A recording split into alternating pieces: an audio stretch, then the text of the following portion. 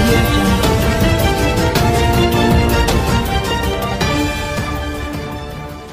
స్వయం పాలన పేరుతో ఇచ్చిన నినాదానికి తెలంగాణ ప్రజలు మద్దతు తెలిపారు. నిన్న మళ్ళొక సెంటిమెంట్ని రగిలించండు కేసీఆర్. ఢిల్లీకి బాస్లం అయిదామా బానిసలం అవుదామా అన్నదానికి దాని నుంచి తెలంగాణ ప్రజల నుంచి రెస్పాండ్ ఎట్లా ఉంటుంది అనుకుంటున్నాను? అంటే నేనేమంటున్నా అంటే చంద్రశేఖరరావు గారు మీరు పాములాడించేటోళ్ళ గురించి ఐడియా ఉండొచ్చు. శివరాత్రి రోజు పున్నమి అది వచ్చినప్పుడు చేస్తున్న తెలంగాణ సెంటిమెంట్ను లేపడం అనేది అలాంటిదే, పాములాట లాంటిదే తప్ప అందులో ఏమీ లేదు. నిజంగానే చంద్రశేఖరరావు గారికి ఆత్మగౌరవం ఉన్నా, ఆత్మాభిమానం ఉన్నా, తెలంగాణ ప్రజల యొక్క ఆలోచనను చంద్రశేఖరరావు గారు గౌరవించేది ఉంటే ఒక్క అంశాన్ని ప్రస్తావించదలుచుకున్నా. వ్యక్తిగతంగా ఇది నాకు కొంచెం ఇబ్బందికరమైంది ఈ సందర్భంగా ప్రస్తావించడము. కీర్తిశేషులు హరన్న నందమూరి హరికృష్ణ నాకు బాగా కావలసిన వాడు, నా మిత్రుడి యొక్క తండ్రి, నాకు అత్యంత సన్నిహిత కుటుంబం. వారు చనిపోతే ఎంబడే అక్కడికి వెళ్ళి వారికి అధికారిక లాంఛనాలు, వారు మాజీ పార్లమెంట్ సభ్యులు, మాజీ మంత్రి అవన్నీ ఇవ్వచ్చు. కానీ తెలంగాణకు వ్యతిరేకంగా సమైక్య రాష్ట్ర కోసం మొత్తం భారతదేశంలోనే రాజీనామా చేసి ఆమోదించుకున్న నిఖార్సైన సమైక్యవాది హరన్న తను నమ్మిన దానికి తన పదవిని సైతం త్యాగం చేసిన సమైక్య బిడ్డ, సమైక్య రాష్ట్ర కోసం త్యాగం చేసిన బిడ్డ. తెలంగాణ రాష్ట్రమేమో వందల మంది ఆత్మ బలిదానాలతో తెచ్చుకున్న తెలంగాణలో హరన్నకు స్మారక స్తూపం కడతాం తెలంగాణ గడ్డ మీద అని ముఖ్యమంత్రి గారు స్థలాన్ని కేటాయించి నిర్ణయం తీసుకున్నాడంటే, త్యాగాలు చేసిన తెలంగాణ బిడ్డల కోసం అమరవీరుల స్తూపం కట్టకపోను తట్ట మట్టి తీయకుండా నిఖార్సైన సమైక్య బిడ్డ కోసమే స్తూపం కడుతున్నాడంటే ఓట్ల వేటలో చంద్రశేఖరరావు గారు ఎంత దిగజారిపోయిండో. ఒక సందర్భంలో పేదోళ్ళ దేవుడైన నందమూరి తారక రామారావు గారి జ్ఞాపకార్థం కట్టిన వారి మొత్తం ఆనవాళ్లను ఊడ్చేస్తా అన్నాడు. బేగంపేటలో ఉన్న విమానాశ్రయానికి, అంతర్జాతీయ విమానాశ్రయానికి రాహుల్ గాంధీకి పేరు ఉంటే, డొమెస్టిక్ ఎయిర్లైన్స్కి ఎన్టీ రామారావు గారి పేరు ఉండే, రాజీవ్ గాంధీ గారి పేరు ఉంటే, తర్వాత డొమెస్టిక్ ఎయిర్లైన్స్కి ఎన్టీ రామారావు గారి పేరు ఉంటే, శంషాబాద్కు మార్చిన తర్వాత ఆ పేరు పెట్టకపోతే కేంద్ర ప్రభుత్వం ఆదేశాలు ఇచ్చింది.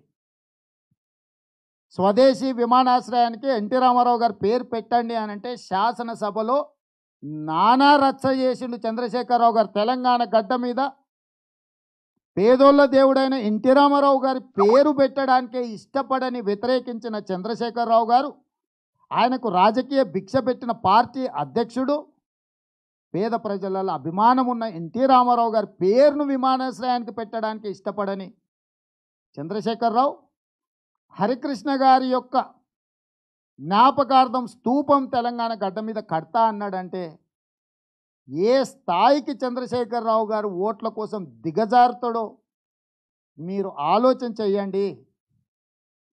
అంటే చంద్రశేఖరరావు అనేవాడు అధికారం కోసం ఎంత నీచమైన పని అయినా చేస్తాడు, ఎంత దిగజారుడు పని అయినా చేస్తాడు అనడానికి ఇక మనం కొలబద్ద కూడా లేదు కొలవడానికి. సార్, మధు భారత్ టుడే నుంచి నిన్న సాయంత్రం వరకు కూడా కేటీఆర్, కవిత మేము ప్రజలను మరోసారి అధికారంలో చేపట్టడానికి అవకాశం ఇవ్వని కోరుతామని చెప్పడం జరిగింది. కానీ కేసీఆర్ వచ్చిన తర్వాత అలాంటి ప్రకటన స్టేజ్ నుంచి ఎలాంటి ప్రకటన రాలేదు. ఏం జరిగి ఉంటుంది? అసలు ఏం సమాచారం వచ్చి మన సమాచారం వచ్చిన తర్వాత ఆగడం జరిగిందా ఢిల్లీ నుంచి? అంటే చంద్రశేఖరరావు గారికి సభలు కానీ సమావేశాలు పెట్టినప్పుడు ప్రతి అరగంటకి ఏం జరుగుతుందో సమాచారం తెచ్చుకొని సభ నిండిన తర్వాతనే బయలుదేరే అలవాటు ఉంది. 25 లక్షలు ప్రజలతో సభ పెడతా, నా కొడుకే దీన్ని నిర్వహిస్తాడు, అల్లుడు హరీష్ రావు గారికి ఏ సంబంధం లేదని చెప్పి తెర వెనక్కి హరీష్ రావు గారిని నెట్టే ప్రయత్నం చేసింది.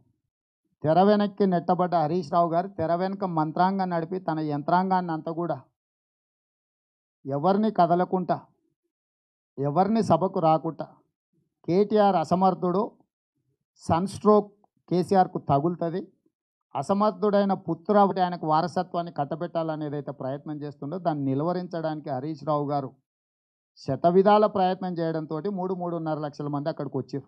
ఒకవేళ హరీష్ అనుకున్నా ఇంకో 1 లక్ష ఎక్కువ వస్తుండేనేమో, అంతకంటే ఎక్కువ ఏం కాదు. కానీ కాకపోతే ఆ హడావిడో కొంత అదో ఇదో జరిగి ఉండేది.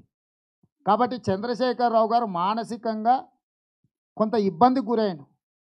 వాస్తవంగా తెలంగాణ ప్రజల నివేదిక అనే కంటే, ప్రగతి నివేదిక అనే కంటే, పుత్రుడి యొక్క వారసత్వాన్ని ప్రకటించడానికి నా కొడుకు ఏదైనా సమర్థవంతంగా నిర్వహించగలడు అని చూపించడం కోసమే ఈ సభను సంపూర్ణంగా ఉపయోగించుకునే ప్రయత్నం చేసిండు.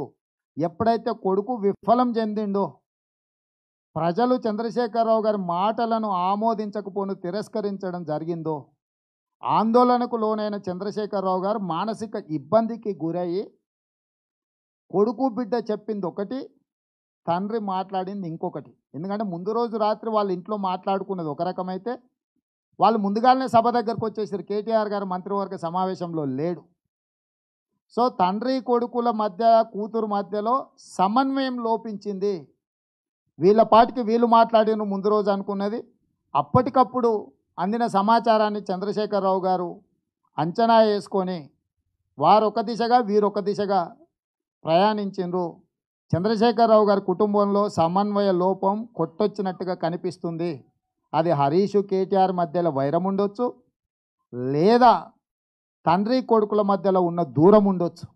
ఇవన్నీ కూడా నిన్నటి సభ వైఫల్యాన్ని మనం స్పష్టంగా కళ్ళ కట్టినట్టుగా కనిపించింది.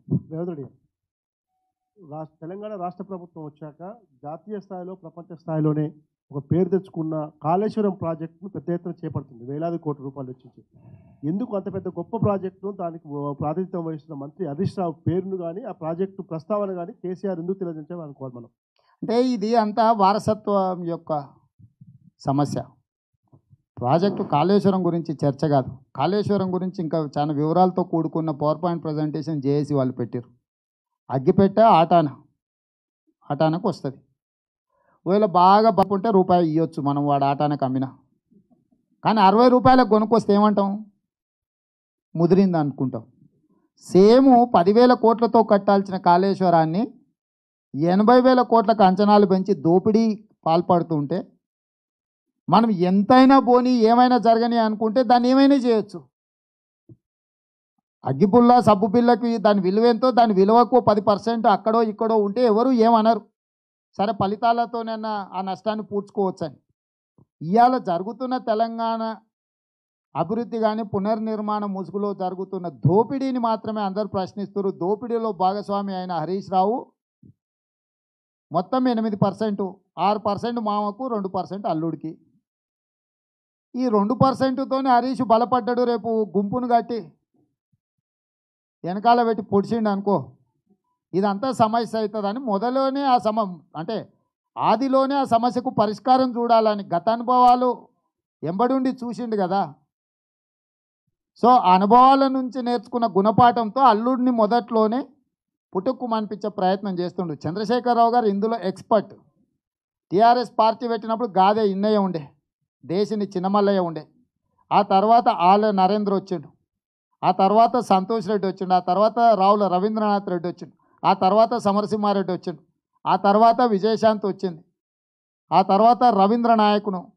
ఇలా కొంచెం సామాజిక వర్గాల నేపథ్యంలో కొంచెం ప్రజల గౌరవం ఉన్న వాళ్ళు అందరినీ కూడా అడ్డు తొలగించుకుంటూ ఇక్కడికి వచ్చిండు. ఇప్పుడు ఆయన కళ్ళ ముందల ప్రతిపక్ష పార్టీలో నాలాంటోడు, సొంత కుంపట్లో హరీష్ రావు లాంటోడు ఉన్నోళ్ళని ఏదో రకంగా తొలగించి తన కొడుకుకి పట్టాభిషేకం చేయాలనుకుంటుండు. కాబట్టి హరీష్ రావు గారిని కనిపించకుండా చేసిండు. కనిపించకుండా ఆయన హరీష్ రావు కేసీఆర్ కనిపించకుండా వెనకాల చేస్తున్నది ఇంకా కొంతకాలానికి బయటకు వస్తుంది.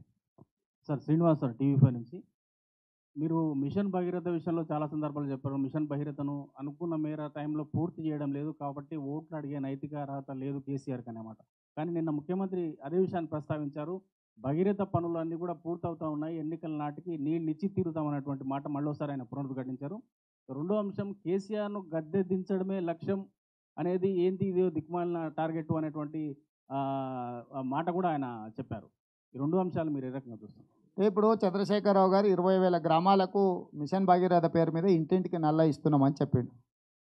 మిగతా అన్నీ అక్కర్లేదు, అన్నం ఉడికిందా లేదా అనేది ఒక మెతుకు బట్టి చూస్తే మనకు అర్థమైద్ది. ప్రధానమంత్రిని పిలుచుకొచ్చి కోమటిబండ దగ్గర మొట్టమొదటిసారి ఆ పథకాన్ని ప్రారంభించిండు. ఇక్కడ నుంచి సరాసరిగా కోమటిబండకి ఈ రోజు వరకు కోమటిబండలో మురికి నీళ్ళు రావడంతో, మంచినీళ్ళు రాకపోను, మురికి నీళ్ళు రావడంతో ఒక్కరు కూడా నీళ్లు తాగుతలేరు. ఇంటింటికి నల్ల సంగతి దేవుడెరుగు.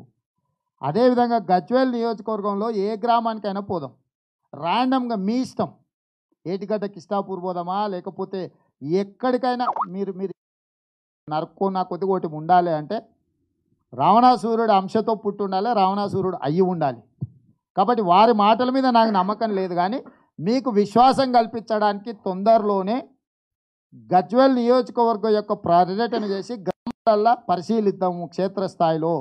ఇవాళ గజ్వేల్కి ఇచ్చిన నీళ్లు కూడా హైదరాబాద్కు గోదావరి జలాల తరలింపు రాజశేఖర రెడ్డి గారు ఉన్నప్పుడు మొదలుపెట్టి 2011లో కిరణ్ కుమార్ రెడ్డి గారు టెండర్లు పిలిచి పనులు ప్రారంభించి 2013లో పూర్తి చేయాలని కాంగ్రెస్ పార్టీ అనుకున్న పనులు కొంత ఆలస్యం అవ్వడం వల్ల ఆ తర్వాత ఆ మెయిన్ ట్రంక్ లైన్కు పొక్కబెట్టి అందులోకి వెళ్ళి నీళ్లు తీసుకొచ్చి ప్రధానమంత్రి చేత మిషన్ భగీరథ పథకాన్ని ప్రారంభింపజేసిండు.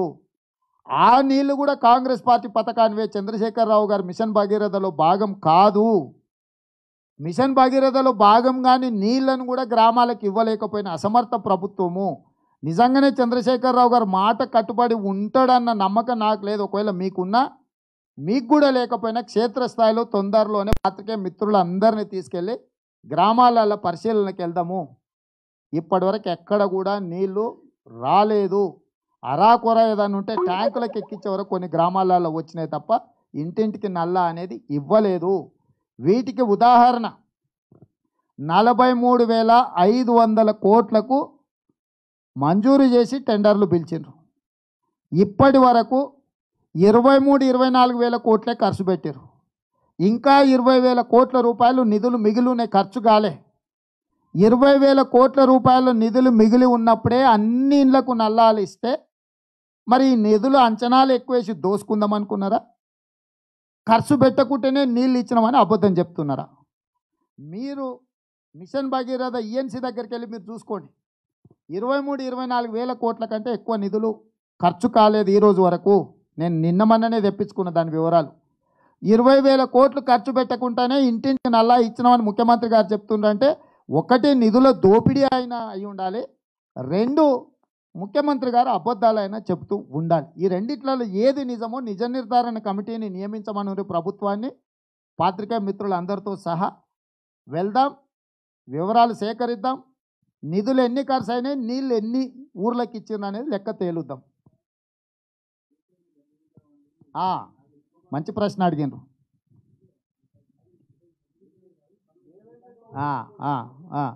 అదే చాలా మంచి ప్రశ్న అడిగిండు మిత్రుడు. కేసీఆర్ని గద్దె దించాలి అనే చర్చ జరుగుతుందా? ఈ చర్చ ఏంది? లంకలో ఉన్న రాక్షసులందరినీ కొట్టాలంటే ఆ రాక్షసుల నాయకుడైన రావణాసురుని కొట్టాలి. వానర సైన్యం అంతా రావణాసురుని అంతు తేల్చడానికి బయలుదేరింది. అసలోని కొడితే మిగతా వాళ్ళందరూ పెద్ద లెక్క కాదని. బాహుబలి సినిమాలో చూసిరు కదా, ఏంది అది? కాలకేయ సైన్యం. మన అసలోడి పేరు ఏదో ఉంది కదా,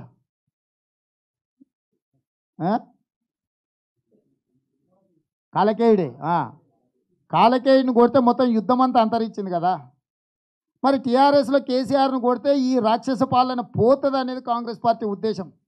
డబుల్ బెడ్రూమ్ ఇండ్లు ఇస్తానివ్వలే, దళితులకు 3 ఎకరాల భూమి ఇస్తానివ్వలే, ఇంటికో ఉద్యోగం ఇస్తానివ్వలే, రైతులకు ₹1,00,000 రుణమాఫీ చేయలే, కేజీ టు పీజీ ఉచిత నిర్బంధ విద్య ఇవ్వలే, మైనారిటీలకు 12% రిజర్వేషన్ ఇవ్వలే, గిరిజనులకు 12% రిజర్వేషన్ ఇవ్వలే, నియోజకవర్గానికి 1,00,000 ఎకరాలకు నీళ్ళు ఇస్తా అన్నాడు, ఇవ్వలేదు. నియోజకవర్గానికి 100 పడకల ఆసుపత్రి, మండలానికి 30 పడకల ఆసుపత్రి, ప్రతి రెవెన్యూ డివిజన్కు ఇంజనీరింగ్ కాలేజ్, ఇలాంటి ఎన్నికలలో పకడ్బందీగా పక్కాగా ప్రజలకు నమ్మకం కలిగించి, అదేవిధంగా స్కై స్కేపర్స్ అవి అన్ని ప్రభుత్వంలోకి వచ్చినాక చెప్పినవి. అంతకంటే ముందు ఇలాంటివి చాలా చెప్పిండు. వికలాంగులకు 3% రిజర్వేషన్ ఇస్తా అన్నాడు, ఇవ్వలేదు.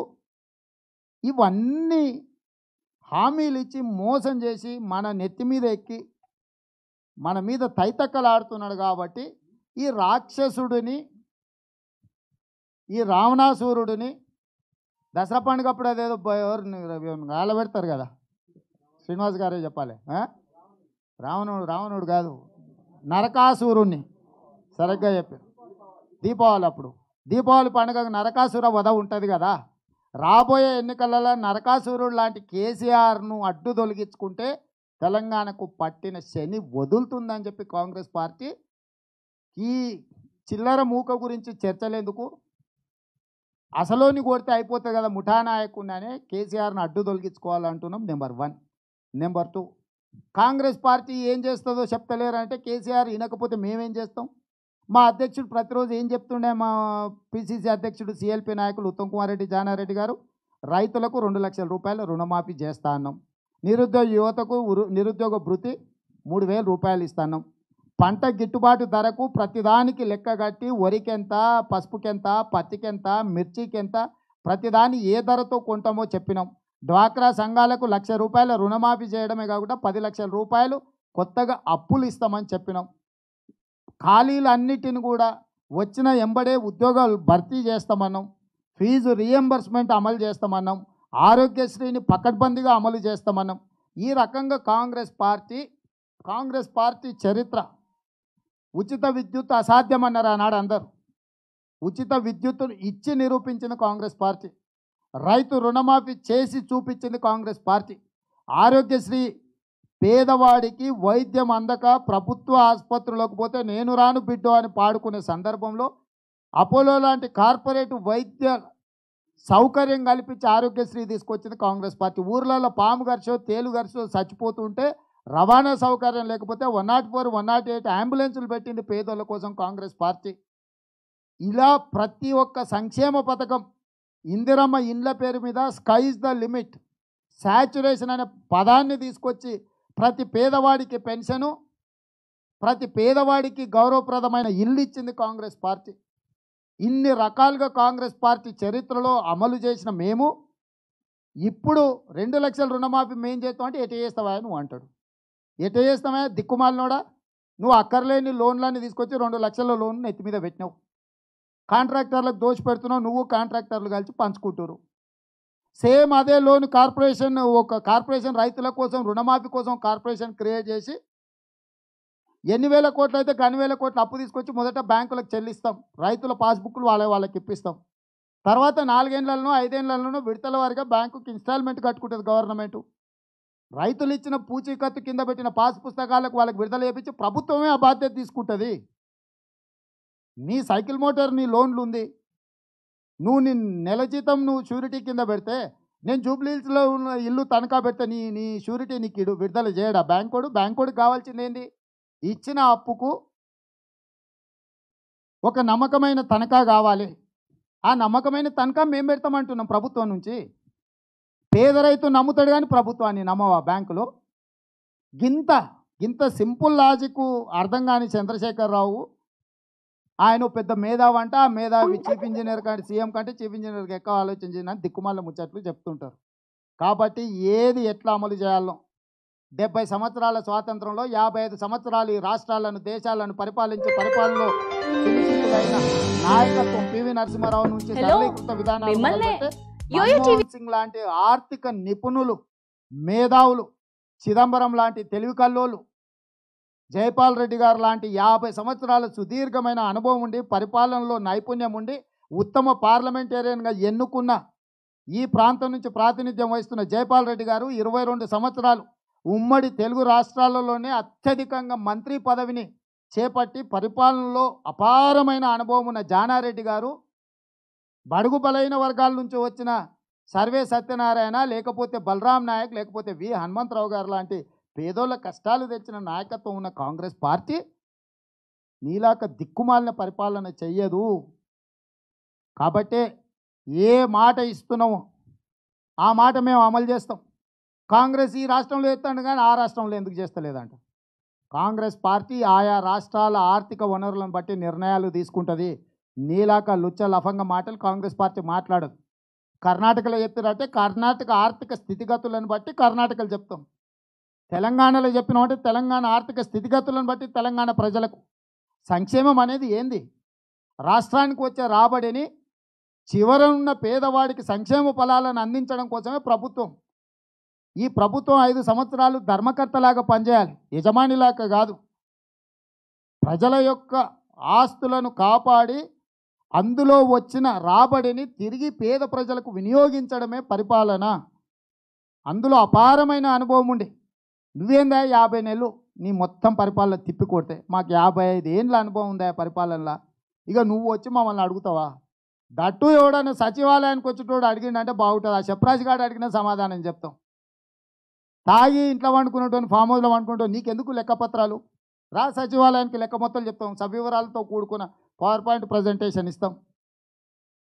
కాబట్టి చంద్రశేఖరరావు గారు కేవలం ప్రజల్ని మభ్యపెట్టడానికి వేస్తున్న ప్రశ్నలే. కాంగ్రెస్ ఏ హామీ అయితే ఇస్తుందో పిసిసి ప్రెసిడెంట్ ఉత్తమ్ కుమార్ రెడ్డి గారు ప్రతిదీ తూచా తప్పకుండా అమలు చేసి తీరుతాం. సార్ మధు భారత్ టుడే నుంచి 460 కొత్త పథకాలు ప్రజా సంక్షేమం కోసం ప్రవేశపెట్టాం ఈ 4 సంవత్సరాల్లో. మేనిఫెస్టోలో చెప్పినటువంటి 76 ముఖ్యమైనటువంటి ప్రజా సంక్షేమ పథకాలు అమలు చేస్తున్నామని చెప్పి కేసీఆర్ చెప్పడం జరిగింది. ఇది ఒకటోది. రెండో క్వశ్చన్, దేశంలోనే అభివృద్ధిలో ఆర్థిక అభివృద్ధిలో 12% పైనే నెంబర్ 1లో ఉంది తెలంగాణ అనేటువంటిది కేసీఆర్ నిన్న ప్రకటన చేయడం జరిగింది. మూడో క్వశ్చన్, ఇది ఎన్ని సంవత్సరాలు అధికారంలో ఉన్నామన్నటువంటి కాదు, అభివృద్ధి కోసం ఆలోచన ఉండాలి, అలాంటి ఆలోచన విధానంతో ముందుకెళ్తున్నామని కేసీఆర్ ప్రకటన. దీనిపైన మీరు ఎక్కడ స్పందిస్తారు? మొట్టమొదటిది హామీలు ఇచ్చిన మేనిఫెస్టోని ముందర పెట్టుకొని వాటిలో చేసిన అమలు తీరును వివరించుంటే బాగుండేది. నెంబర్ 1. చంద్రశేఖరరావు గారికి కాంగ్రెస్ పార్టీకి ఉన్న తేడా ఏంటంటే చంద్రశేఖరరావు గారు ఆడంబ సూరత్వం ఎక్కువ ఉంటుంది, ఆర్భాటం ఉంటుంది. ఇది మొదలుపెట్టినాం అది మొదలుపెట్టాం, డబుల్ బెడ్రూమ్ ఇల్లు అంటే 4 గడితే అయిపోదు కదా. రియల్ ఎస్టేట్ బ్రోకర్లు ఏం చేస్తారో మోడల్ హౌస్ కట్టేసి మొత్తం లేఅవుట్ వేసేసి మొత్తం అది చూపించేసి అన్నీ అమ్ముకుంటారు. అంటే చెట్టు పేరు చెప్పి ఇస్తరాకులు కుట్టే ప్రయత్నం చేస్తారు. చంద్రశేఖరరావు గారి డబుల్ బెడ్రూమ్ అలాంటిది. దళితులకు నామమాత్రంగా ఇచ్చిన భూములు, ఇట్లా చంద్రశేఖరరావు గారు మొదలుపెట్టిన ఏ పథకమైనా ఆరంభ శూరత్వమే తప్ప అమలు చేసింది లేదు. అదే కాంగ్రెస్ పార్టీ ఇందిరమ్మ ఇండ్లు ఇచ్చిందనుకో, ఇవాళ నువ్వు అదనంగా ఉన్నోడు కూడా తిన్నాడు అంటున్నావు కానీ లేనోనికి ఇవ్వలేదని అంటలేవు కదా. పెన్షన్ కానీ ఇండ్లు కానీ ఏ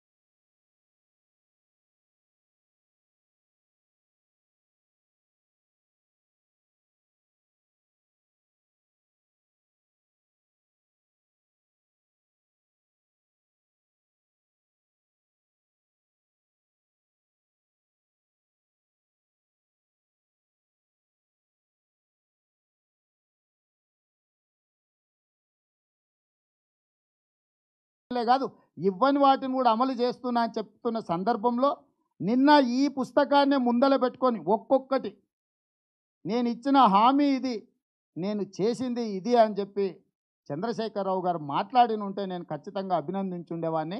చంద్రశేఖరరావు గారు రాజకీయ ప్రయోజనానికంటే విస్తృతంగా తెలంగాణ ప్రజల యొక్క ప్రయోజనం కోసమే వారు పాటుపడుతున్నాడని నమ్ముండే వాళ్ళము. ఇవాళ అత్యంత బాధాకరమైన విషయం ఏంటంటే 2 అంశాలను ప్రస్తావిస్తా పాత్రికేయ మిత్రుల దగ్గర, ఇది అత్యంత కీలకమైంది. మొదటి శాసనసభ సమావేశంలో తొలిమలి ఉద్యమాలలో 1569 మంది చనిపోయినరు. వాళ్ళను గుర్తించి ఇంటికో ఉద్యోగం ఇస్తాం, 3 ఎకరాల భూమి ఇస్తాం, డబుల్ బెడ్రూమ్ ఇల్లు ఇస్తాం, 10 లక్షల రూపాయల నష్టపరిహారం ఇస్తామని చెప్పిండ్రు. 50 నెలలు పూర్తయినా 550 మందిని గుర్తించరు, 400 మందికే నష్టపరిహారం ఇచ్చిండ్రు. అంటే త్యాగాలు చేసిన అమరవీరుల కుటుంబాలను గుర్తించడానికి కూడా 51 నెలలు సరిపోలేదు. ఆ మధ్య సమగ్ర కుటుంబ సర్వే చేసినప్పుడు 4 పేజీలలో చాలా కాలమ్స్ పెట్టిండు. చివరికి అందులో ఏముందంటే మీ ఇంట్లో పందులు ఉన్నాయా, మీ ఇంట్లో కోళ్ళు ఉన్నాయా, మీ కుక్కలు ఉన్నాయా అని కూడా కాలం ఉంది. పాత్రికేయ మిత్రులు మళ్ళీ పోయి చూడాలి.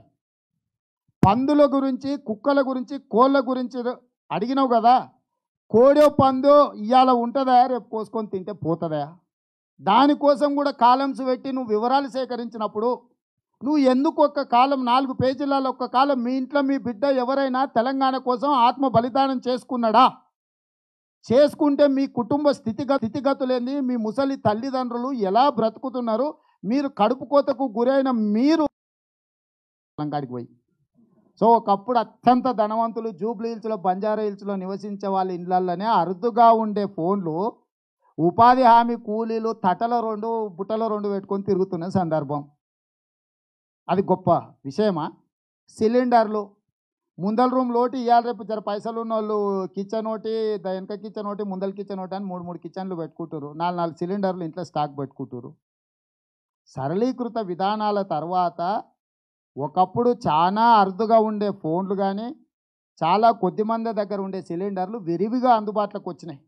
2004లో మన్మోహన్ సింగ్ గారు ప్రధానమంత్రి అయిన తర్వాత చైనా అభివృద్ధి చెందడానికి గల కారణాలు ఏంది, భారతదేశం వెనుకబడడానికి ఏంది అని విశ్లేషించిన తర్వాత ఆర్థికాభివృద్ధి చెందాలంటే పారిశ్రామికీకరణ జరగాలి. పారిశ్రామికీకరణ జరగాలంటే నిరంతరాయ విద్యుత్ ఇవ్వాలని చెప్పి దేశం మొత్తం మీద బొగ్గుతోని ఉత్పత్తి అయ్యేటివి కానీ గ్యాసుతోని ఉత్పత్తి అయ్యే విద్యుత్ ఉత్పాదన కోసం విరివిగా అనుమతులు ఇవ్వడం వల్ల దేశం మొత్తం సర్ప్లస్ అయింది. ఇప్పుడు విద్యుత్తు కొనుక్కో అంటే ఫర్ ఎగ్జాంపుల్ నామనాగేశ్వరరావు గారు అని ఎక్స్ఎంపీగా ఉన్నారు. వారు 3 సంవత్సరాల కింద 1200 మెగావాట్ల విద్యుత్తును కృష్ణపట్నం పోర్టులో ప్రారంభించి మొత్తం రెడీగా ఉంది, కొనుక్కునేటోళ్ళకి మూతేసుకోరు. అట్లా కొన్ని వేల మెగావాట్ల విద్యుత్ ఉత్పత్తి చేసే ప్రైవేట్ సంస్థలు మొత్తం రెడీ అయిపోయిన తర్వాత కొనుగోలు లేక మూతపడ్డది. ఇవాళ అట్లా మూతపడ్డ పరిశ్రమలు బ్యాంకులకు మిత్తి కట్టుకోలేక అస్సలు కట్టుకోలేక చంద్రశేఖరరావు గారికి అడ్డగోలుగా కమిషన్లు ఇచ్చి ఆ సంస్థల నుంచి ఎవరైతే తెలంగాణకు వ్యతిరేకంగా పోరాటాలు చేసిరో ల్యాంకో కావచ్చు, జీవీకే కావచ్చు, మీనాక్షి కావచ్చు, మై హోమ్ రామేశ్వరరావు విద్యుత్ సంస్థలు కావచ్చు, వాళ్ళ చుట్టాల అందరూ కూడా కంపెనీలు దివాలా తీయకుండా ఉండడానికి తెలంగాణ విద్యుత్ శాఖను దివాలా తీపిచ్చి విద్యుత్ కొంటుండు. ఇది చంద్రశేఖరరావు ఒక్క రాష్ట్ర ప్రభుత్వం నుంచి ఈ రోజు కూడా నేను ఛాలెంజ్ చేస్తున్నా, 1 మెగావాట్ విద్యుత్ ఉత్పత్తిని కూడా ఈ 50 నెలలలో చేయలేదు తెలంగాణ రాష్ట్రము. ప్రైవేటులో ప్రారంభించిన అన్ని ఈ 10 సంవత్సరాల బొగ్గు కేటాయింపులు కానీ వీటికి ఇచ్చిన అనుమతులన్నీ కూడా విద్యుత్ ఉత్పత్తి సంస్థలు ప్రారంభమైనాయి కాబట్టి దేశం మొత్తం మీద సర్ప్లస్ ఉంది. నువ్వు అద్భుతం, నీ అంత చాణక్యుడు, తెలివికల్లోడు, మేధావి ఎక్కడ లేడు. మరి ఆంధ్రప్రదేశ్లో విద్యుత్ కూడా సర్ప్లస్ అయింది కదా. గతంలో తెలంగాణ సింగరేణి బొగ్గు ఆంధ్రోళ్ళు దోసుకుంటారు, బొగ్గేమో మాది విద్యుత్ ఏమో మీకు అనేటోడు కదా, పాటలు పాడేది కదా కేసీఆర్. మరి ఇవాళ ఆంధ్రప్రదేశ్లో తెలంగాణకు అమ్ముతున్నారు అదనంగా, వాళ్ళకు సరిపోను తెలంగాణకు అమ్మేటంత విద్యుత్ వచ్చింది ఆంధ్రప్రదేశ్లో. ఎక్కడి నుంచి వచ్చింది? కర్ణాటకలో వచ్చింది, మహారాష్ట్రలో వచ్చింది, దిక్కుమాలిన ఛత్తీస్గఢ్ కూడా అదనపు విద్యుత్ ఉండి మనకు అమ్ముతుంది, అటగోలుగా ధరలు చెల్లించి కొంటున్నాడు. అంటే దేశం మొత్తం మీద ఎట్లయితే ఫోన్ల విషయంలో, గ్యాస్ కనెక్షన్స్ విషయంలో, ఈరోజు విద్యుత్ విషయంలో సర్ప్లస్ అయిపోయింది. కొనుక్కునేటోళ్ళే లేరు, వినియోగదారులు లేరు, సరఫరాదారులు ఎక్కువైపోయారు, వినియోగదారులు తక్కువైపోయారు. 5 పైసలు కూడా చంద్రశేఖరరావు గారి శ్రమ లేదు. ఆనాడు రాష్ట్ర విభజన సందర్భంగా కిరణ్ కుమార్ రెడ్డి గారు ఒక కటపుల పెట్టి చూపించారు తెలంగాణ ఎట్లా చీకటి అవుతుందో. ఆయన చెప్పింది 100% నిజం. ఆ రోజు ఎప్పుడు కూడా రాష్ట్ర విభజనలో ఉన్న నియమ నిబంధనలు ఏంటి అంటే, మిత్రులందరూ ఇది వినాలి జాగ్రత్తగా, ఆస్తులు అప్పులు జనాభా ప్రాతిపదికన పంచుతారు. అంటే నీ ఎంత శాతం జనాభా ఉండ్రో ఆస్తులు అప్పులు ఆ విధంగా పంచుతారు. విద్యుత్తు మాత్రము ఏ ప్రాంతంలో ఉత్పత్తి అయితే ఆ ప్రాంతానికి ఇచ్చేస్తారు. ఉత్పత్తి అయ్యే విద్యుత్ ఉత్పత్తి చేసే పరిశ్రమ ఎక్కడుందో ఏ ప్రాంతంలో ఉంటే ఆ ప్రాంతానికి ఇచ్చేస్తారు. ఇక there is no such dispute or discussion. So అత్యధికంగా విద్యుత్ ఉత్పత్తి చేసే ప్రాంతాలు మొత్తం ఆంధ్రప్రదేశ్లోనే ఉన్నాయి. సో ఆ ప్రకారం తెలంగాణకు 38% విద్యుత్ వస్తుంది, దాదాపుగా 62% ఆంధ్రప్రదేశ్కు పోతుంది. కాబట్టి తెలంగాణ చీకటిమయమైపోతుంది అని చెప్పి చట్టంతో పాటు సాంకేతికంగా అన్ని అంశాలను ప్రస్తావించి కిరణ్ కుమార్ రెడ్డి గారు ఆ రోజు ముఖ్యమంత్రికి అధికార హోదాలో చెప్పిండు. ఇది హనుమంతరావు గారు లాంటి వాళ్ళందరూ సోనియా గాంధీ గారికి వెళ్ళి, అమ్మా తల్లి నువ్వు తెలంగాణ ఇస్తున్న బాగానే ఉంది కానీ ఈ విద్యుత్ అనేది లేకపోతే మా తెలంగాణ మొత్తం మునిగిపోతుంది, కష్టమవుతుందమ్మా, నువ్వు దయ చూడు అని చెప్పి సర్వే సత్యనారాయణ, హనుమంతరావు లాంటి వాళ్ళు సోనియా గాంధీ దగ్గర పోయి కూర్చుంటే అప్పుడు సోనియా గాంధీ గారు ఏం చేయాలా అంటే, విద్యుత్తు చేసి రఘు కోదండరామ్ గారు ఒక నివేదిక ఇచ్చారు. ఈ విద్యుత్తు మాత్రం వినియోగం ప్రాతిపదికన విభజన చేయండి అని. ఇది చరిత్ర నేను చెప్పేది. వినియోగం ప్రకారం 54% తెలంగాణలో వినియోగిస్తారు, 46% ఆంధ్రప్రదేశ్లో వినియోగిస్తారు. కాబట్టి అప్పుడు ఎగ్జిక్యూటివ్ ఆర్డర్స్ ఇచ్చి సోనియా గాంధీ గారు కేంద్ర ప్రభుత్వం 54% ఉత్పత్తి చేసిన దాంట్లో తెలంగాణకి ఇచ్చారు, 46% ఆంధ్రప్రదేశ్కి ఇచ్చారు. రాష్ట్రం ఏర్పడ్డ తర్వాత ఆంధ్రాలో ఉండే తెలుగుదేశం పార్టీ వాళ్ళు చంద్రబాబు నాయుడు గారి మీద ఒత్తిడి తీసుకొచ్చారు. ఇది సహజ న్యాయ సూత్రానికి విరుద్ధంగా ఉంది, సుప్రీంకోర్టుకి వెళ్తే మనకు వస్తుందని. అప్పుడు మేమందరం తెలుగుదేశం పార్టీలో ఉన్న ఆనాటి ఎర్రబల్లి దయాకర్రావుతో సహా చంద్రబాబు నాయుడు గారి దగ్గర కూర్చొని, ఇప్పుడుగిన ఒకవేళ మీరు కోర్టుకి వెళ్ళి ఏదైనా తెలంగాణకు నష్టం జరిగితే ఇక శాశ్వతంగా ఈ ప్రాంతంలో మేము నివసించడానికి కూడా లేదు, ఇక మేము కూడా అమరావతికి అక్కడికి వస్తాం సార్, ఏదైనా గుడిసో బొడిసో ఉంటే చూపి పార్టీ కాదు ప్రాంతాన్ని కూడా వదలాల్సి వస్తుంది. మీరు ఇట్లాంటి నిర్ణయం తీసుకుంటే అని మేము చంద్రబాబు నాయుడు గారి దగ్గర పోయి కూర్చుంటే ఆంధ్రప్రదేశ్కు నష్టం జరిగినా మేము పూడ్చుకుంటాం ఇంకో రకంగా, వదిలేయండి తెలంగాణ. కానీ ఆంధ్రప్రదేశ్ నుంచి ఉన్న ఎమ్మెల్యేలు ఎంపీలు ఒత్తిడి చేస్తే కూడా చంద్రబాబు నాయుడు గారు తెలంగాణకు సహకరించడంతో ఈరోజు మనకు విద్యుత్ సమస్య తీరింది. చంద్రశేఖరరావు గారి పాత్ర ఏమాత్రం లేదు, ఇంకెందులోనైనా ఉందని ఒకవేళ చెప్పుకుంటే నాకు అభ్యంతరం లేదు. కానీ విద్యుత్ విషయంలో చంద్రశేఖరరావు గారి పాత్ర ఇసుమంత కూడా లేదు. మొట్టమొదటి సోనియా గాంధీ గారి ఆదేశాలు, రెండవది చంద్రబాబు నాయుడు గారి ఆమోదం, మూడవది కాంగ్రెస్ పార్టీ అధికారంలో ఉన్నప్పుడు ప్రైవేటు వ్యక్తులకు ఇచ్చిన విద్యుత్ ఉత్పత్తి అనుమతులు. ఇప్పుడు ఉత్పత్తి మొదలయ్యింది. మన అవసరానికంటే 4 గంటలు ఉత్పత్తి అవుతుంది దేశం మొత్తం మీద, మిగులు విద్యుత్ ఉంది. ఆంధ్రప్రదేశ్లో నిన్న మొన్ననే చంద్రబాబు నాయుడు గారు ఒక ప్రకటన చేసిరు, విద్యుత్ ఛార్జీలు తగ్గిస్తాయి ఇక నేను అని. ఎక్కువైపోయి తక్కువ ధరకు అమ్మేటోళ్ళు వచ్చి తక్కువకే విద్యుత్ అందుబాటులో ఉంది కాబట్టి ధరలు తగ్గిస్తా అని పక్క రాష్ట్రం ఆల్రెడీ నిర్ణయం తీసుకుంది. ఇవాళ విద్యుత్తు అనేది సమస్యనే కాదు, ఇక ఎంత తక్కువకి ఇస్తామనేది ఇప్పుడు చర్చ. తక్షణమే చంద్రశేఖరరావు గారు విద్యుత్ ఛార్జీలు తగ్గించాల్సిందిగా కాంగ్రెస్ పార్టీ డిమాండ్ చేస్తుంది. రేవంత్ రెడ్డి గారు నమస్తే. నమస్తే అండి. సిద్దిరెడ్డి శ్రీనివాసరెడ్డి, ఎడిటర్ ప్రజాబాట. వీరు చెప్పేది ఏంటంటే కేసీఆర్ గారు గతం కన్నా భిన్నంగా గత పార్టీల వాళ్ళు ఒక వర్గాన్నే పాలించారు, ఒక వర్గానికి లాభం చేకూర్చే విధంగానే కార్యక్రమాలు ఉండేది. మేము కులాలకు మతాలకు వర్గాలకు అతీతంగా అందరి సంక్షేమం కోసం పాటుపడుతున్నామని చెప్పడం జరుగుతుంది. అందులో భాగంగానే రైతులకు రుణమాఫీ, రైతు బంధు పథకం, రైతు సంబంధించిన సబ్సిడీ ట్రాక్టర్లు, అన్ని వర్గాలకు సంబంధించి చేపల పంపిణీ కార్యక్రమం, ఉచిత పంపిణీ, తర్వాత గొర్రెల పంపిణీ కార్యక్రమం, బర్రెల పంపిణీ కార్యక్రమం, ఇలాంటి కార్యక్రమాలతోటి షాదీ ముబారక్, కళ్యాణలక్ష్మి, ఇలాంటి కార్యక్రమాలతోటి ఈ ఓట్లు అన్నీ మాకే వస్తాయి, ఈ రకంగా మేము సంక్షేమంలో ముందు ఉన్నాం, వాళ్ళకి ఎవరు ఓట్లు వేస్తారు అనేది ఒకటి. దీనిపైన మీ స్పందన. ఇవన్నీ అంశాలను క్రోడీకరిస్తే చంద్రశేఖరరావు గారికి భ్రమ భ్రాంతి ఎక్కువైందని మనం అనుకోవచ్చు. ఎందుకు అంటే గతంలో ఒక్కరే ఇద్దరే అనుభవించారు, మేము అందరికీ ఇస్తున్నాం. గతంలో కాంగ్రెస్ పార్టీ అధికారంలో ఉన్నప్పుడు పివి నరసింహారావును ప్రధానమంత్రిని చేసిండ్రు, ఒక మైనారిటీ మన్మోహన్ సింగ్ను ప్రధానమంత్రిని చేసిండ్రు, ప్రణబ్ ముఖర్జీ లాంటి ప్రతిభా పాటిల్ లాంటి వాళ్ళను రాష్ట్రపతులను చేసిండ్రు, ఈ రాష్ట్రానికి రోసే లాంటి పెద్దల్ని కూడా ముఖ్యమంత్రులను చేసిండ్రు, రాజశేఖర రెడ్డి గారిని చేసిండ్రు, లేకపోతే కిరణ్ కుమార్ రెడ్డి గారిని చేసిండ్రు, సర్వే సత్యనారాయణను ఎంపీని మంత్రి కేంద్ర మంత్రిని చేసిండ్రు, బలరాం నాయకుని కేంద్ర మంత్రిని చేసిండ్రు. ఇలా చెప్పుకుంటూ పోతే సామాన్యమైన ప్రజలకు కూడా అత్యున్నతమైన స్థానం కల్పించింది కాంగ్రెస్ పార్టీ. నెంబర్ 1 అంటే రాజ్యాధికారమే అంతిమంగా కింది వర్గాలు కోరుకుంటున్న ఆ అధికారాన్ని ఇచ్చిందే కాంగ్రెస్ పార్టీ. రెండవది, వారు ఏదైతే అంశాలు ప్రస్తావిస్తున్నారో, నేను అక్కడనే చెప్తున్నా, చంద్రశేఖరరావు గారు చెప్తున్న దానికి మేము అంటున్న దానికి ఉన్న తేడా ఇదే. ప్రజలు ఆత్మగౌరవంతో కూడుకున్న స్వయం పాలన, సామాజిక న్యాయం కోరుకుంటారు. అంటే సామాజిక న్యాయంలో మహిళలు కూడా ఒక భాగం. ఒక మహిళకు కూడా మంత్రి ఇయ్యలే, బలహీన వర్గాలకు సరైన ప్రాతినిధ్యం లేదు.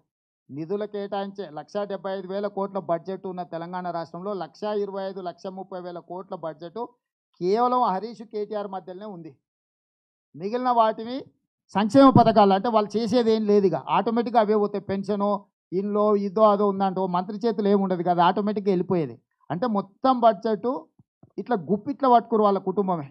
ఏమైనా కడియం శ్రీహరి గారు అత్యంత అనుభవజ్ఞుడు, ఇరిగేషన్లో ఎక్స్పర్ట్. ఇరిగేషన్ శాఖ ఎందుకో కడియం శ్రీహరికి ఇవ్వలేదు. అంటే ఇట్లా ఫైనాన్స్ ఈటెల రాజేందర్కి ఇస్తే మీకు తెలుసా, వాటర్ గ్రిడ్ కానీ ఇరిగేషన్ కానీ ఫైనాన్స్ మినిస్టర్ గోదు ఫైలు గ్రీన్ ఛానల్ అని పెట్టి డైరెక్ట్ ముఖ్యమంత్రి రిలీజ్ చేసేటట్టు పెట్టుకురు. ఒక ప్రిన్సిపల్ సెక్రటరీ రామకృష్ణారావు అని పెట్టుకురు. వాళ్ళిద్దరే. అంటే ఈరోజు మీరు పోయి ఈటెల రాజేందర్ని అడగండి, ఏమైనా ఈ కాంట్రాక్టర్లకు చెల్లించే బిల్లుల ఫైలే మంత్రికి రాదా, ఆర్థిక మంత్రికి. మీరు అందరూ అనుకుంటారు ఒక బలహీన వర్గానికి ఆర్థిక మంత్రి ఇచ్చింది, ఆయనకేం సంబంధం? ఆయనకు తెలియని కూడా తెలియదు. అంటే ఆయనకు అసలు సంబంధమే లేదు. ఆర్థిక శాఖ ప్రతిసారి బడ్జెట్ తయారు చేసేటప్పుడు వివిధ శాఖలకు సంబంధించిన మంత్రులను ప్రతిపాదనలు తెప్పించి ముఖ్యమంత్రి, ఆర్థిక శాఖ మంత్రి, ప్రిన్సిపల్ సెక్రటరీలను పెట్టుకొని సమీక్షించుకొని బడ్జెట్ తయారు చేస్తారు. 5 బడ్జెట్లలో ఏ ఒక్క బడ్జెట్ అంచనాలు వేసుకునేటప్పుడు, ప్రతిపాదించేటప్పుడు ఈటెల రాజేందర్ గారిని లోపలికి రానిచ్చిండా? ఆర్థిక మంత్రికే తెలియకుండా బడ్జెట్ తయారు చేసి ప్రవేశపెడుతూ ఉంటే ఎక్కడ చంద్రశేఖరరావు గారు ఈ బలైన వర్గాల గురించి ఆలోచన చేసినట్టు? మూడవది నేను అదే చెప్తున్నా, తెలంగాణ బిడ్డలు త్యాగాలు చేసింది గొర్రెల కోసమో, బర్రెల కోసమో, చీరల కోసమో, చేప పిల్లల కోసమో కాదు. అంటే చంద్రశేఖరరావు గారు ఏమనుకుంటున్నారు?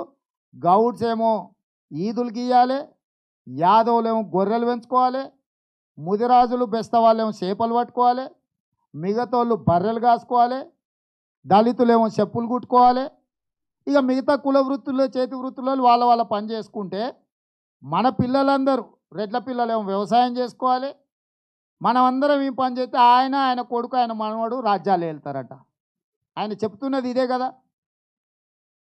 మన పిల్లలని చేపలు పట్టుకొని, మన పిల్లల్ని బర్రెలు పెంచుకొని, మన పిల్లల్ని పందులు పెంచుకోమని, మన పిల్లల్ని గొర్రెలు పెంచుకోమంటుండు కదా.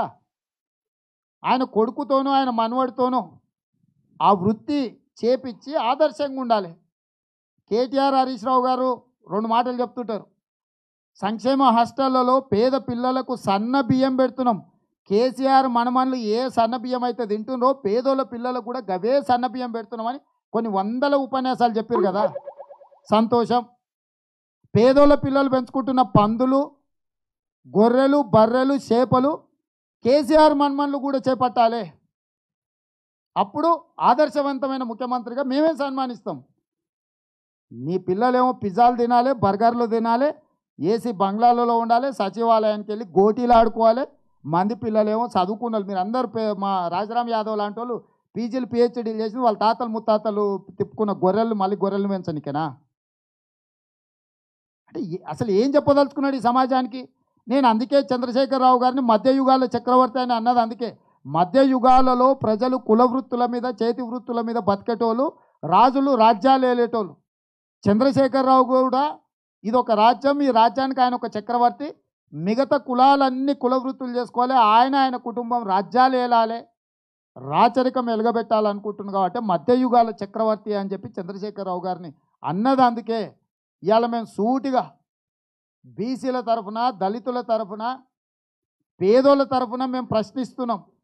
ఆ పిల్లలు తెలంగాణ పునర్నిర్మాణంలో భాగస్వాములు అయిపోయి బంగారు తెలంగాణ నిర్మాణంలో ఐఏఎస్లు, ఐపీఎస్లు, డాక్టర్లు, లాయర్లు, ఇంజనీర్లు అయి తెలంగాణ పునర్నిర్మాణంలో బీసీల బిడ్డలు, దళితుల బిడ్డలు, గిరిజనుల బిడ్డలు భాగస్వాములు చేసినప్పుడే ఈ తెలంగాణ రాష్ట్రం యొక్క కళ సాకారం అవుతుంది. రాజ్యాలు ఏలడంలో పేదోళ్ళ బిడ్డలు ఉండాలి, పేదోళ్ళ బిడ్డలు మంత్రులు కావాలి, ముఖ్యమంత్రులు కావాలి అనేది కాంగ్రెస్ పార్టీ విధానం. ఇవాళ మైనారిటీ సోదరులకు జరుగుతున్న అవమానం మనం చూస్తలేమా? కళ్యాణ లక్ష్మి గురించి ఆయన పదే పదే చెప్తుండు. ఇది బంగారు తల్లి పథకం కాంగ్రెస్ పార్టీ చట్టం చేసి పెట్టింది. పుట్టినప్పటి నుంచి పెళ్ళయ్యే వరకు వివిధ విడతలుగా సహాయం అందించడానికి ప్రణాళిక తీసుకొస్తే ఇవన్నీ రద్దు చేసి పెళ్ళికి కట్నం పైసలు ఇస్తానని చంద్రశేఖర్. ఎందుకంటే 18 ఇయర్స్ తర్వాత ఎందుకు పెట్టిండు? 18 ఇయర్స్ తర్వాత ఓటు వస్తుంది. ఓటు వేయించుకోవడానికి తాయిలం ఇస్తా అంటుండు కానీ పుట్టిన ఆడబిడ్డకు సహాయం చేస్తా అంటలేడు. పుట్టిన ఆడబిడ్డ నుంచి పెరిగే వరకు, పెళ్ళయ్యే వరకు కాపాడి కన్న తల్లి ప్రేమగా చూసుకునే విధంగానే మేము బంగారు తల్లి ప్రోగ్రాం తీసుకొస్తే దాన్ని తుంగలో దొక్కి ఇవాళ చంద్రశేఖరరావు గారు కళ్యాణ లక్ష్మి అంటుండు. తోకనే కళ్యాణ లక్ష్మి. కాబట్టి చంద్రశేఖరరావు గారు చెప్పేది ఏది కూడా ఆడంబరమే ఉంటుంది తప్ప వేరే విషయం లేదు.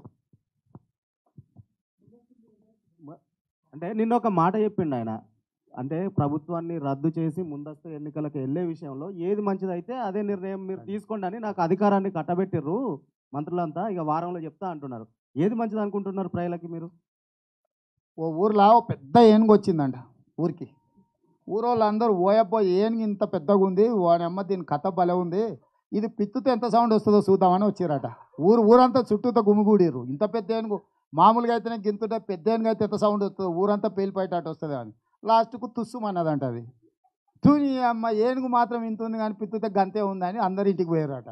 చంద్రశేఖరరావు గారు వ్యవహారం కూడా నిన్న గట్టనే ఉంది. ఏందా ఆయన తలతోకలేని మాటలు. ఆయన ముందస్తు లేదు, వెనకస్తు లేదు. ముందస్తు వస్తే ముందు ఓడిపోతాడు, అసలు సమయానికి వస్తే అంత ఓడిపోతాడు. ఏందుంది దీంట్లో పెద్దగా తేల్చడానికి ఏం లేదు. నిన్న సభతోనే పేలిపోయింది. లాటుకు చంద్రశేఖరరావు గారు అర్థం కాక ఎక్కడికి పోయినో మీకైతే తెలుసు.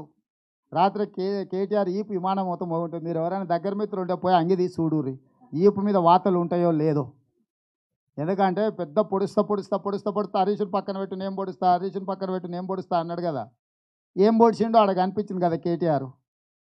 కాబట్టి ఇట్లాంటివి ఏంటంటే మనం ఏదో నవ్వుకోవడానికి చంద్రశేఖరరావు చెప్పేది నవ్వుకోవడానికి మనకొస్తే పొద్దుపోయినప్పుడు కాలక్షేపానికి ముసలోళ్ళు చెట్ల కింద కూర్చొని మాట్లాడుతుంటారు చూడు, గట్లాడు దానికి పనికొస్తే చంద్రశేఖరరావు మాట్లాడేది తప్ప పరిపాలనకు పనికిరాదు, పనికొచ్చేది లేదు. చంద్రశేఖరరావు అనేట ఆయన అవుట్డేటెడ్, అంటే కాలగర్భంలో కలిసిపోయిన ఒక వస్తువు లాంటోడు, యాంటిక్ అంటారు కదా. ఇప్పుడు కొంత గతంలో మన అమ్మమ్మల తాతయ్య పిల్లలకు చరిత్ర గురించి చెప్పడానికి కొంతమంది ఉంటారు కదా, ఇవాళ రేపు అంటే కంబైన్డ్ ఫ్యామిలీస్ తగ్గినాయి, కానీ అప్పుడు అట్లుండే ఇప్పుడు ఇట్లుండే, అరే కరువు వచ్చినప్పుడు మేము ఇట్లా చేసి ఉంటుంది అట్లా చేసి ఉంటుంది, కరువులో ఎన్ని కష్టాలు ఉన్నాయని చెప్పి చెప్తుంటారు. కరువు గురించి, గత్తర గురించి. గత్తర అంటే మలేరియానో ఏమంటారు ఇప్పుడు మరి. గత్తర వచ్చినప్పుడు ఊర్లే చచ్చిపోయేది. ముసలోళ్ళు అప్పుడప్పుడు ఊరికి పోతే కూర్చోబెట్టి ఇక్కడ రారా నాయన ఇప్పుడు అంటే మీకు డాక్టర్లు వచ్చారు, దవాఖానలు వచ్చినాయి, కానీ అప్పుడు గత్తర వచ్చినప్పుడు ఊరంతా చచ్చిపోయిందని ఇట్లాంటి కథలు చెప్పడానికి కేసీఆర్ వస్తాడు. సౌదాగర్ సినిమాలో వాడు ఉంటాడు, అనుపమ్ ఖేర్, దిలీప్ కుమార్, రాజ్ కుమార్ మధ్యలో ఇద్దరు మిత్రులు ఉంటారు, శత్రువులు అవుతారు, కొట్లాడతారు. ఈ చరిత్ర తెలియదు.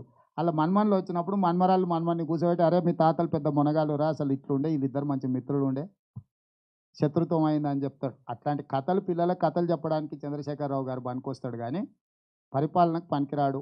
ఇక ఆయన ఫామ్ హౌస్లో ఈ కథలు చెప్పడానికి పిల్లల్ని ఎక్స్కర్షన్ అడిగి పంపిస్తే అట్ట తిరిగి వస్తే చంద్రశేఖరరావు ఇక ఆయన వీరోచిత గాథలు అబద్ధాలతో కూడుకున్నాయి. అప్పుడప్పుడు గోల్కొండ కోట చూడడానికి పోతే చెప్తుంటారు, ఇక ఇందులో రాణి స్నానం చేసేది, అందులో నీళ్లు తోడేదని. అవునా, పోయిరా ఎప్పుడైనా ఎవరైనా గోల్కొండకు చెప్తారు కదా, ఇది రాణి మందిరం, ఇది మంచం రాణిగారు పడుకునేది, ఇగో అక్కడ జలకాలు ఆడేది, ఇందులో ఇది ఉండేది, కింద ఇట్లా కొడితే పైన సౌండ్ వినిపిస్తా అని చెప్తారు కదా. ఇక చంద్రశేఖరరావు కూడా ఆ ప్రగతి భవన్ అవి ఇవి చూపించి ఇట్లాంటి కథలు చెప్పుకొని బతకాల్సిందే తప్ప, కాలక్షేపం చేయాల్సిందే తప్ప చంద్రశేఖరరావు అంతకంటే ఎందుకు పనికిరాడు. కాబట్టి ఆయన ఏం చెప్పినా మీరు అంత సీరియస్గా తీసుకోకండి. వాళ్ళు ఇంట్లోనే సీరియస్గా తీసుకుంటలేరు, మనం ఎందుకు అంత దాన్ని పెద్దగా అంత పట్టింపు. కాబట్టి వాటి గురించి ఏం లేదు. అప్పటికాడికి వినాలే, నవ్వాలే, పోవాలే. ఆ సినిమాలో అలీ సైకిల్ మోటార్ మీద వెనకాల ఇసుక మూట వేసుకొని పోతుంటాడు, పోలీసు వాడు ఆపుతా ఉంటాడు. ఎన్నిసార్లు ఆపినా ఇసుకలే ఉందిరా అంటాడు. లేదు సార్ బీదర్లో పోయి పావురాలకు జల్లి వస్తున్నా అని. చివరికి చెప్తాడు కదా, సన్నాసిగా విషయం ఇసుక కదరా, రోజు సైకిల్ మోటార్ ఎత్తుకుపోయి అమ్ముకుంటున్నా అని. ఇట్లాంటిదే ఆయన ఇసుక చూడాలనుకుంటుండే, ఏంది లేదు. ఆ కొడుకు అంటే నన్ను ముఖ్యమంత్రి చేయి, లేకపోతే మెత్తబెట్టి ఒత్తుతా అంటుండు కదా. ఒరే ఉండరా స్వామి, ఇంత ఎన్నికలైనాక నిన్నే చేస్తాను ఇడిపించుకోనికి ఇట్లా మాట్లాడుతుండు, ముందస్తు వెనకస్తు. కానీ ఇందులో ఏంది లేదు. అంటే మీరు ఏం పెద్దగా దీన్ని ఎక్కువ మనము ఊహించుకోవాల్సిన అవసరం లేదు. నా బాధ ఏంటంటే టీవీలు పేపర్లోనే అంత ఇంత అని చూపిస్తున్నారు, ఆడ కొంత కూడా లేదు. ఇక ఏదో నడుస్తుంది కొంతకాలం, ఏదో ఏం చేస్తాం.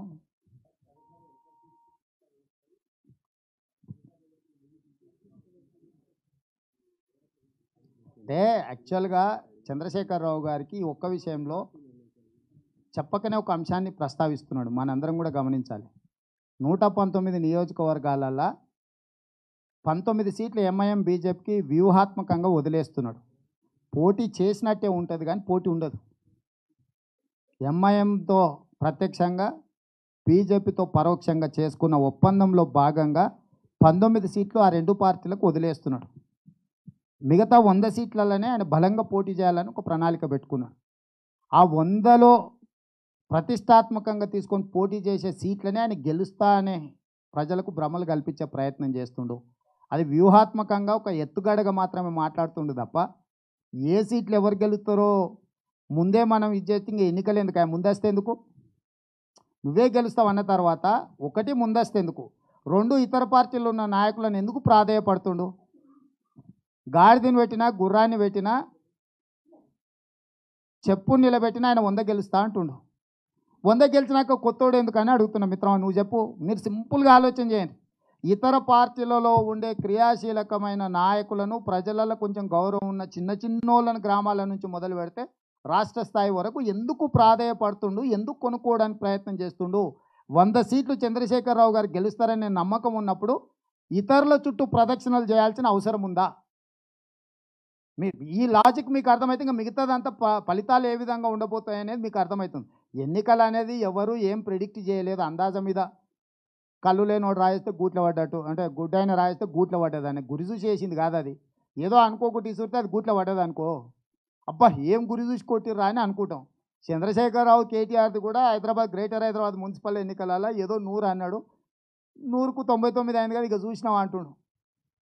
ఎగిరే విమానాన్ని కూడా అందాజ మీద లెక్కేయచ్చు. అప్పుడప్పుడు అంటారు కదా ఎగిరే పిట్టకు లెక్కలు పెడతారని. లెక్క తెలిసి కాదు, అందాజ మీద అంటే అది గురి కుదిరినట్టుగా అంతే. ఈ సీట్లు ఆయన చేసింది ఎన్నిసార్లు? 3 సార్లు, 2 సార్లు ఓడిపోయిండు. ఓసారి అయితే 30 సీట్లలో డిపాజిటే రాలే. ఆయన చరిత్ర ఇది. ఉప ఎన్నికలలో రాజీనామాలు 17 ఎమ్మెల్యేలకు చేస్తే 9 ఓడిపోయిండు, 5 ఎంపీలు చేస్తే 3 ఓడిపోయిండు. అసలు కేసీఆర్ జీవితమే ఓటమిలమయం. గెలిచిందే ఒక్కసారికే ఇంత నీళ్ళు కూడా ఎందుకు? మీరు కూడా అంచనా ఏంటంటే ఇప్పుడు కాంగ్రెస్ పార్టీ ఎన్నిసార్లు పోటీ చేసింది, ఎన్నిసార్లు గెలిచింది? చంద్రశేఖరరావు ఎన్నిసార్లు పోటీ చేసిన ఎన్నికలు కావచ్చు, ఉప ఎన్నికలు కావచ్చు, ఎన్నిసార్లు పోటీ చేసిండు, ఎన్నిసార్లు ఓడిపోయిండు? మీరు చరిత్రను తీసుకోండి, భవిష్యత్తును అంచనా వేయండి. సార్ 2 ప్రశ్నలు సార్ ఇక్కడ. ఒకటి, కేసీఆర్ మధ్యంతరానికి పోతే మేం సై అని అంటున్నారు తప్ప ఎందుకు ప్రజాధనాన్ని దుర్వినియోగం చేస్తున్నారని ఇక్కడ ప్రజల్లో చర్చ పెట్టడంలో కాంగ్రెస్ పార్టీ విఫలమైంది. సెకండ్ వచ్చేసి మీతో కమిటీలు కూడా వేసుకోలేని పరిస్థితిలో కాంగ్రెస్ పార్టీ ఉంది. 2 నెలల్లో ఎలక్షన్స్ వస్తే మీరు ఎలా ఢీకొంటారు? ఇప్పుడు చర్చను మేము తెరలేపినాం కానీ మీడియా మిత్రులే వాటిని పూర్తి స్థాయిలో ప్రసారం చేయలేకపోతున్నారు. చర్చకు మొదటి నుంచే లెక్కలు కట్టి ఓట్ల నిర్వహణ, ఎన్నికల ప్రణాళిక, 1 నేషన్ 1 ఎలక్షన్ అని కేంద్ర రాష్ట్రాలు చెప్పిన తర్వాత దూరంగా ఉన్న వాటిని కూడా కలిపి పెట్టాలనుకున్నారు. అసెంబ్లీని, పార్లమెంటును కలిసి ఉన్నదాన్ని ఎందుకు విడగొడుతున్నారని మొదటి నుంచి మేము అడుగుతూనే ఉన్నాం. మేము అది అడుగుతూనే కేటీఆర్గా చూసినాం కాంగ్రెస్ వాళ్ళు భయపడుతున్నారని. అది భయం కాదు, మా బాధ్యత అని మేము చెప్తున్నాం. రెండవది, ప్రతి పార్టీకి వ్యూహం ఉంటుంది, ఎత్తుగడ ఉంటుంది. ఎప్పుడు ఏ పాత్రను ప్రవేశపెట్టాలనో ఒక అనుభవం ఉంటుంది. కాంగ్రెస్ పార్టీ కూడా తన కమిటీల నియామకం అనేది చంద్రశేఖరరావు గారు తన కార్డ్సాన్ని అయిపోగొట్టని, ఆయన కార్డ్సాన్ని పెట్టినాక మా ట్రంప్ కార్డు బయటికి తీయాలనేది కాంగ్రెస్ పార్టీ విధానం. ట్రంప్ కార్డు తీసి కొట్టినామంటే కేసీఆర్కు కళ్ళు తిరగాల్సిందే, కింద పడాల్సిందే. సో సరైన సమయంలో మీరు చూస్తుండండి, ట్రంప్ కార్డు వస్తుంది. అది రాహుల్ గాంధీ గారు నిర్ణయిస్తారు ట్రంప్ కార్డు ఏదనేది. మీరు నేను అనుకుంటే కుదరదు కదా. ట్రంప్ కార్డు అనేది ప్రత్యేక, అంటే రామబాణం అంటారు కదా, ఆ రామబాణాన్ని సరైన సందర్భంలో రాహుల్ గాంధీ గారు ప్రయోగిస్తారు. కేసీఆర్కు ఓటమి తప్పదు.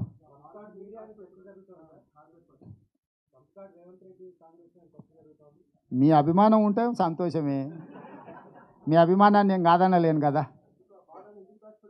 సరైన సమయంలో ఉపయోగిద్దాం. ఎప్పుడు వాడితే అప్పుడు వాడితే దానికి ఉన్న బలం కూడా పోతుంది కదా, దిష్టి అవుతుంది. ఇప్పుడు దేవుడిని కూడా బ్రహ్మోత్సవాలు అప్పుడే బయటికి తీసి ఊరేగిస్తారు, రోజు ఎందుకు చేయరు? అంటే ప్రజల కష్టసుఖాలు తెలుసుకోవడానికి కానీ, లేకపోతే దేవుణ్ణి చూపించాల్సిన సందర్భంలోనే చూపిస్తారు. ట్రంప్ కార్డు కూడా అట్లనే అవసరమైనప్పుడు యుద్ధంలో చివరి అస్త్రంగా ఖచ్చితంగా గెలుపు కోసం ఉపయోగించేటప్పుడే ట్రంప్ కార్డు వాడతాం. కాబట్టి కాంగ్రెస్కి అందులో ఎక్స్పీరియన్స్ ఉంది. 70 ఏళ్ళ 55 ఏళ్ళ అధికారంలో ఉన్నామంటే ఎంత అనుభవం ఉండాలి మాకు? కాబట్టి అనుభవం గల నాయకులు అందరు కలిసి నిర్ణయం తీసుకొస్తారు. ఖచ్చితంగా బాహుబలి వస్తాడు, కాలకేయుడు సస్తాడు. Thank you.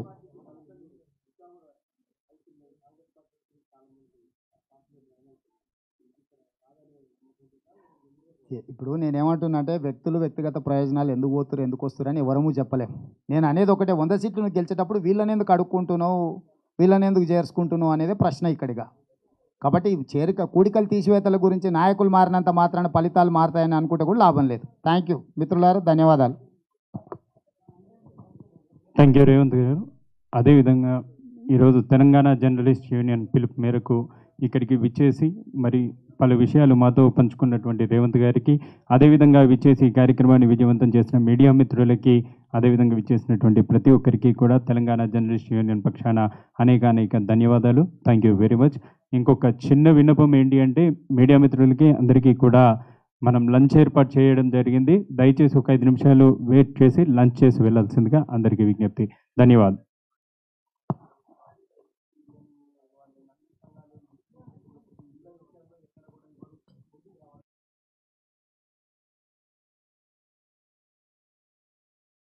కావాల్సింది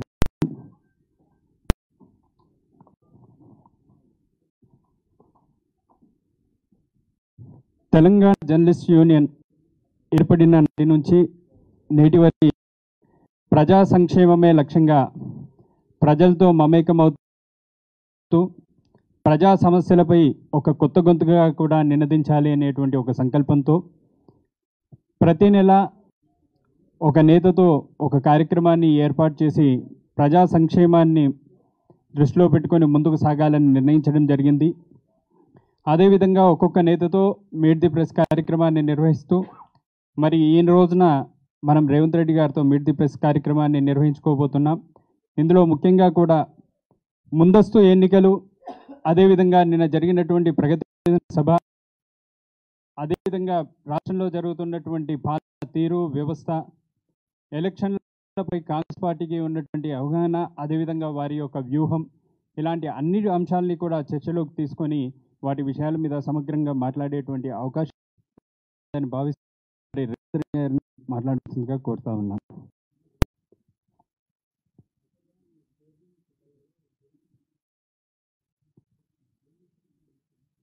మిత్రులందరికీ నమస్కారం. ప్రధానంగా తెలంగాణ ఉద్యమంలో క్రియాశీలక పాత్ర పోషించి ఉద్యమం ఆగుతుందనుకున్న ప్రతి సందర్భంలో పాత్రికేయ మిత్రులే తమ భుజాల మీద వేసుకొని తెలంగాణ గళాన్ని, తెలంగాణ వాణిని వినిపించే విధంగా సమాజాన్ని చైతన్యం చేసి తెలంగాణ రాష్ట్ర కళ సాకారం కావడానికి తమ వంతు కృషి చేసిన పాత్రికేయ మిత్రులకు ధన్యవాదాలు, అభినందనలు. ఈనాడు ప్రధానంగా మనం 6 దశాబ్దాల పోరాటం తర్వాత ఏర్పడ్డ తెలంగాణ రాష్ట్రంలో 51 నెలలు స్వయం పాలనలో మనం ఎన్నుకున్న ముఖ్యమంత్రి గారి పరిపాలనలో ఉద్యమ సందర్భంగా చెప్పిన అంశాలు, ఎన్నికల సందర్భంగా టీఆర్ఎస్ ఇచ్చిన హామీలు, వారు ముఖ్యమంత్రిగా అయిన తర్వాత తీసుకున్న నిర్ణయాలు, ప్రధానంగా ఈ 3 అంశాలను ఈరోజు మనము ఒక సందర్భం వచ్చింది చర్చించుకొని, విశ్లేషించుకొని, అవగాహన కల్పించుకొని మళ్ళీ ముందుకు ప్రయాణం చేయాల్సిన సందర్భం ఇది. అయితే ప్రధానంగా ఉద్యమం అనేది తెలంగాణ రాష్ట్రానికి కొత్త కాదు. తెలంగాణ రాష్ట్రం ఏర్పడకంటే ముందు కూడా ఈ ప్రాంతంలో ఎన్నో ఉద్యమాలు జరిగినాయి.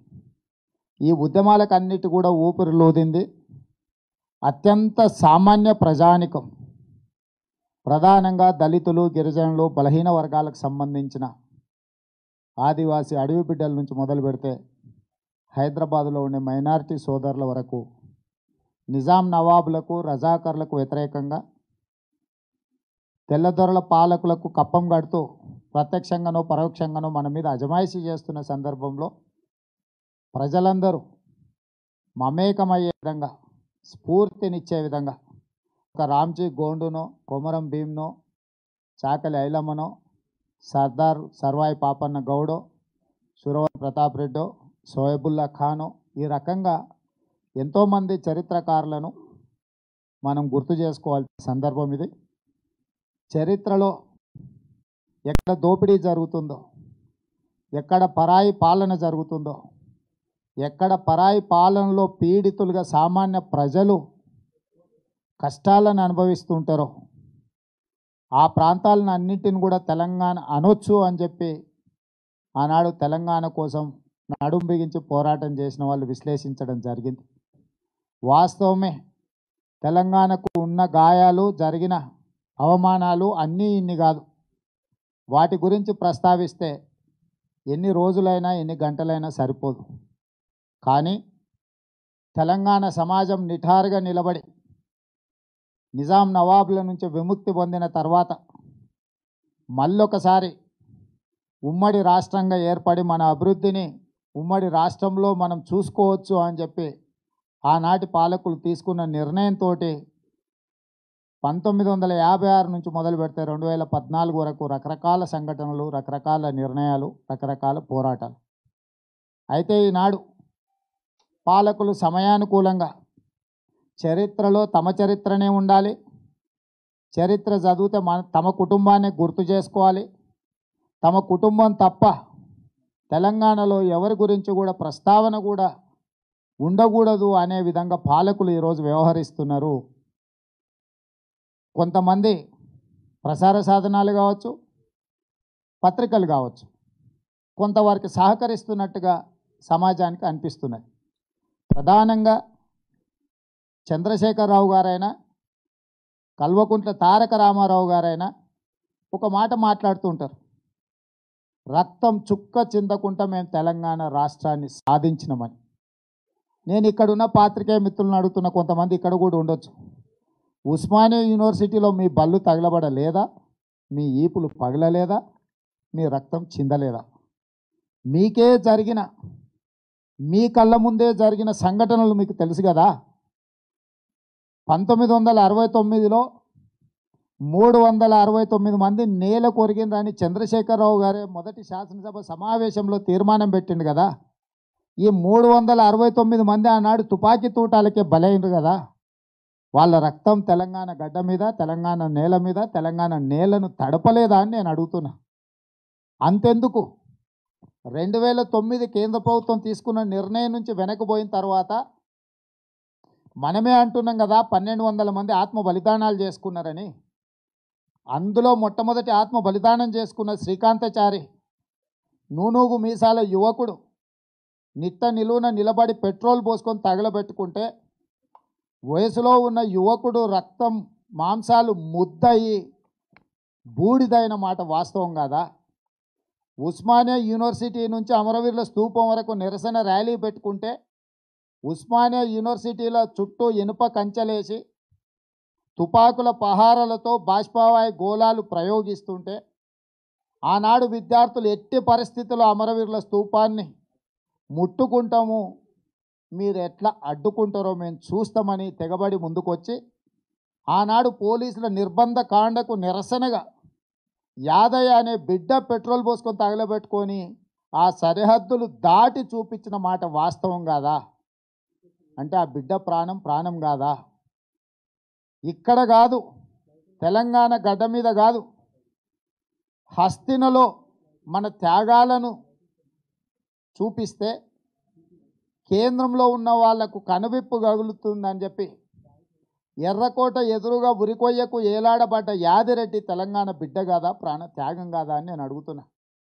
వీళ్ళని పక్కన పెట్టండి.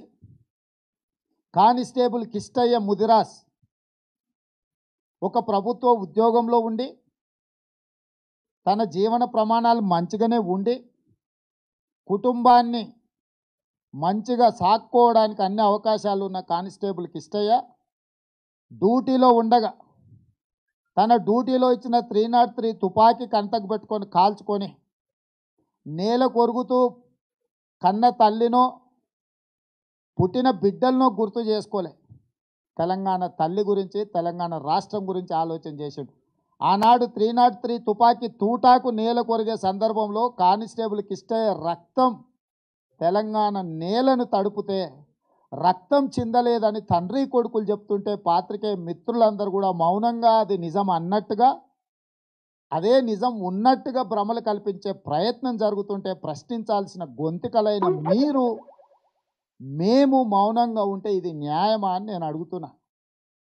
ఇవాళ మొత్తం చంద్రశేఖరరావు గారు మొదటి శాసనసభలో చెప్పిన లెక్కనే 1569 మంది తెలంగాణ బిడ్డలు ఆత్మ బలిదానం చేసుకుంటే తెలంగాణ రాష్ట్రం వచ్చిందని వారే చెప్పినప్పుడు రక్తం చిందలేదని, తెలంగాణ బిడ్డలు ఉద్యమాలు చేయలేదని, తెలంగాణ సమాజం త్యాగాల గాయాలతో కునారిల్లుతున్నదన్న వాస్తవాన్ని చంద్రశేఖరరావు గారు మరుగున పెట్టి కేవలం తను, తన అల్లుడు, తన కొడుకు, తన బిడ్డ, తన సడ్డకుని కొడుకు మొత్తానికి పోరాటం చేసి కత్తియుద్ధం చేసి మల్లయుద్ధం చేసి కర్రసాము చేసి ఢిల్లీ చక్రవర్తుల మీద పోరాటం చేసి తెలంగాణ రాష్ట్రాన్ని తెచ్చినమని భ్రమలు కల్పించే ప్రయత్నం చేసి గుత్తాధిపత్యంగా తెలంగాణ ఉద్యమాన్ని తమ ఖాతాలో రాసుకోవడానికి చేస్తున్న ప్రయత్నమే ఈనాడు పాలకులు చేస్తున్న ప్రయత్నము. నేను సూటిగా మీ ద్వారా ఈ రాష్ట్ర ముఖ్యమంత్రి గారిని, కల్వకుంట్ల చంద్రశేఖరరావు గారి కుటుంబాన్ని అడుగుతున్నా. మీ కుటుంబం చేసిందంతా, చంద్రశేఖరరావు గారు ఒక రాజకీయ పార్టీ పెట్టుకున్నాడు. ఆ రాజకీయ పార్టీలో హరీష్ రావు గారు సమన్వయం చేసే బాధ్యతలో ఉన్నాడు. ఆ తర్వాత 6 సంవత్సరాలకు అమెరికా నుంచి తారక రామారావు గారు దిగిండ్రు. ఆ తర్వాత బతుకమ్మ పేరు మీద కవితమ్మ దిగింది. ఆ తర్వాత చంద్రశేఖరరావు గారికి మందో మాకో అందించే నెపంతో సంతోష్ దిగిండు. మీ కుటుంబం చేసిందంతా రాస్తా రోకోలో నిరసనలు తెలపడమో, అప్పుడప్పుడు బతుకమ్మలు ఆడడమో, అప్పుడో ఇప్పుడో బంధుల పాల్గొనడమో, లేదా వంట వార్పు పేరు మీద రోడ్ల మీద పప్పన్నం తినడమో, ఈ పనులు కాకుండా బతుకమ్మలు ఆడడమో, రాస్తారోకో చేయడమో, బంధులలో అప్పుడప్పుడు నిరసన తెలపడమో, వంట వార్పు చేయడమో కాకుండా మీ కుటుంబం చేసిన త్యాగం ఏంది? మీ కుటుంబాన్ని పక్కన పెట్టండి. మీ బంధువులు ఎవరన్నా, మీ చుట్టాలు కానీ, మీకు అయినోళ్ళు కానీ, మీకు కావలసిన వాళ్ళు కానీ ఎవరైనా తెలంగాణ కోసం ప్రాణత్యాగం చేసిండ్రా? మరి ఎలాంటి త్యాగాలు చేయని మీ కుటుంబంలో ఎవరి రక్తం చిందకుంటా, ఒక్క బిడ్డ కూడా శ్మశానానికి పోకుండా తెలంగాణ రాష్ట్రం మేమే వీరోచితంగా పోరాటం చేసి తీసుకొచ్చినామని చెబుతుంటే మేమందరం మౌనంగా విని ఊరుకోవాలా? శ్రీకాంతాచారినో, యాదయ్యనో, కానిస్టేబుల్ కిష్టయ్యనో, ఈశాన్ రెడ్డినో, వేణుగోపాల్ రెడ్డినో, యాదిరెడ్డినో, కవితా నాయకునో ఈ బిడ్డల త్యాగాలను గుర్తు చేసి స్మరించుకోవాల్సిన అవసరం లేదా అని నేను అడుగుతున్న ఈ సందర్భంగా పాత్రికేయ మిత్రులను. 51 నెలల చంద్రశేఖరరావు గారి పరిపాలన తర్వాత ఈ ప్రశ్న మమ్మల్ని దహించి వేస్తుంది. ఈ ప్రశ్న ఎంతో మనోవేదనకు గురి చేస్తుంది. కళ్ళ ముందరనే జరిగిన సంఘటనలన్నింటినీ కూడా కళ్ళారా చూసిన మేము, ప్రత్యక్షంగా ఉద్యమంలో పాల్గొన్న మేము, మా కళ్ళెదుటనే మేము చూస్తుంటేనే కాలి బూడిదైన బిడ్డల త్యాగాలను మసకబారి మబ్బులు కమ్మి చరిత్ర పుటలలో తెరమరుగైపోతుంటే తెర మీదకి తీసుకురావాల్సిన బాధ్యత ప్రజాప్రతినిధులుగా మా మీద లేదా? ప్రధాన ప్రతిపక్షంగా ప్రజలు ఎన్నుకున్న మేము పాలకుల యొక్క నిర్లక్ష్యాన్ని, అహంకారాన్ని, మోసపూరితమైన మాటల్ని ప్రశ్నించి నిలదీసాల్సిన బాధ్యత మా మీద లేదా? మేము చేస్తున్నప్పుడు పెడుతున్న అక్రమ కేసులను మీరు అందరు గమనిస్తలేరా? కాబట్టే ఈరోజు నేను అడుగుతున్న తెలంగాణ సమాజాన్ని, 6 దశాబ్దాలు 1569 మంది త్యాగాల పునాదుల మీద, లక్షల మంది మీద వందల కేసులు కట్టుకొని ఎంతోమంది నిరుద్యోగ యువత, విద్యార్థులు తమ ఉజ్వల భవిష్యత్తును ఫనంగా పెట్టి బంగారు భవిష్యత్తు కోసం ఉపాధి హామీ కూలీ చేసి రూపాయి జమ చేసి ఉస్మానియా యూనివర్సిటీకి పంపిస్తే ఉస్మానియా యూనివర్సిటీలో పీజీలో పిహెచ్డీలో చేసి చదువుకొని మంచి భవిష్యత్తుతోని తమ ముసలి తల్లిదండ్రులను, పేదరికంలో మగ్గిపోతున్న కుటుంబ సభ్యులను ఆదుకోవాల్సిన యువకులు తమ జీవితాలను ఫనంగా పెట్టి ఉద్యమంలో క్రియాశీలకంగా పాల్గొని తెలంగాణ రాష్ట్రాన్ని సాధించుకొని ఒక కుటుంబం చేతిలో పెడితే ఆ కుటుంబం అరాచకంగా, దుర్మార్గంగా, అత్యంత అవినీతితో కూడుకున్న పెత్తందారి పోకడలతో తెలంగాణ సమాజాన్ని పట్టి పీడిస్తుంటే చర్చించాల్సిన అవసరం లేదా అని నేను అడుగుతున్నా. కాబట్టే ఈరోజు తెలంగాణ సమాజంలో ఉన్న చైతన్యాన్ని మళ్ళీ ఒకసారి సంధికాలం అనుకొని బుద్ధిజీవులు కానీ, విద్యార్థులు కానీ, అమరవీరులు కానీ, నిరుద్యోగ యువత కానీ, తెలంగాణలో ఉన్న వివిధ సామాజిక వర్గాలు తండాలలో, గూడాలలో, మారుమూరు పల్లెలో తెలంగాణ ఆకాంక్ష కోసం త్యాగాలు చేసిన వాళ్ళందరూ కూడా కొంతకాలం ఓర్మితో ఓపిక పట్టినరు. ఈ సంధికాలంలో ప్రభుత్వం చేసే నిర్ణయాలు ఏమైనా మాకు మంచి జరుగుతుందేమో చూద్దామనుకున్నారు.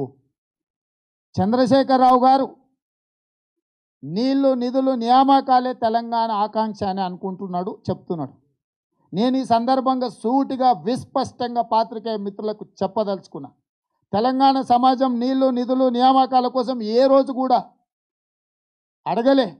తెలంగాణ సమాజం అడిగింది ఏందంటే ఆత్మాభిమానం, స్వయం పాలన, సామాజిక న్యాయం.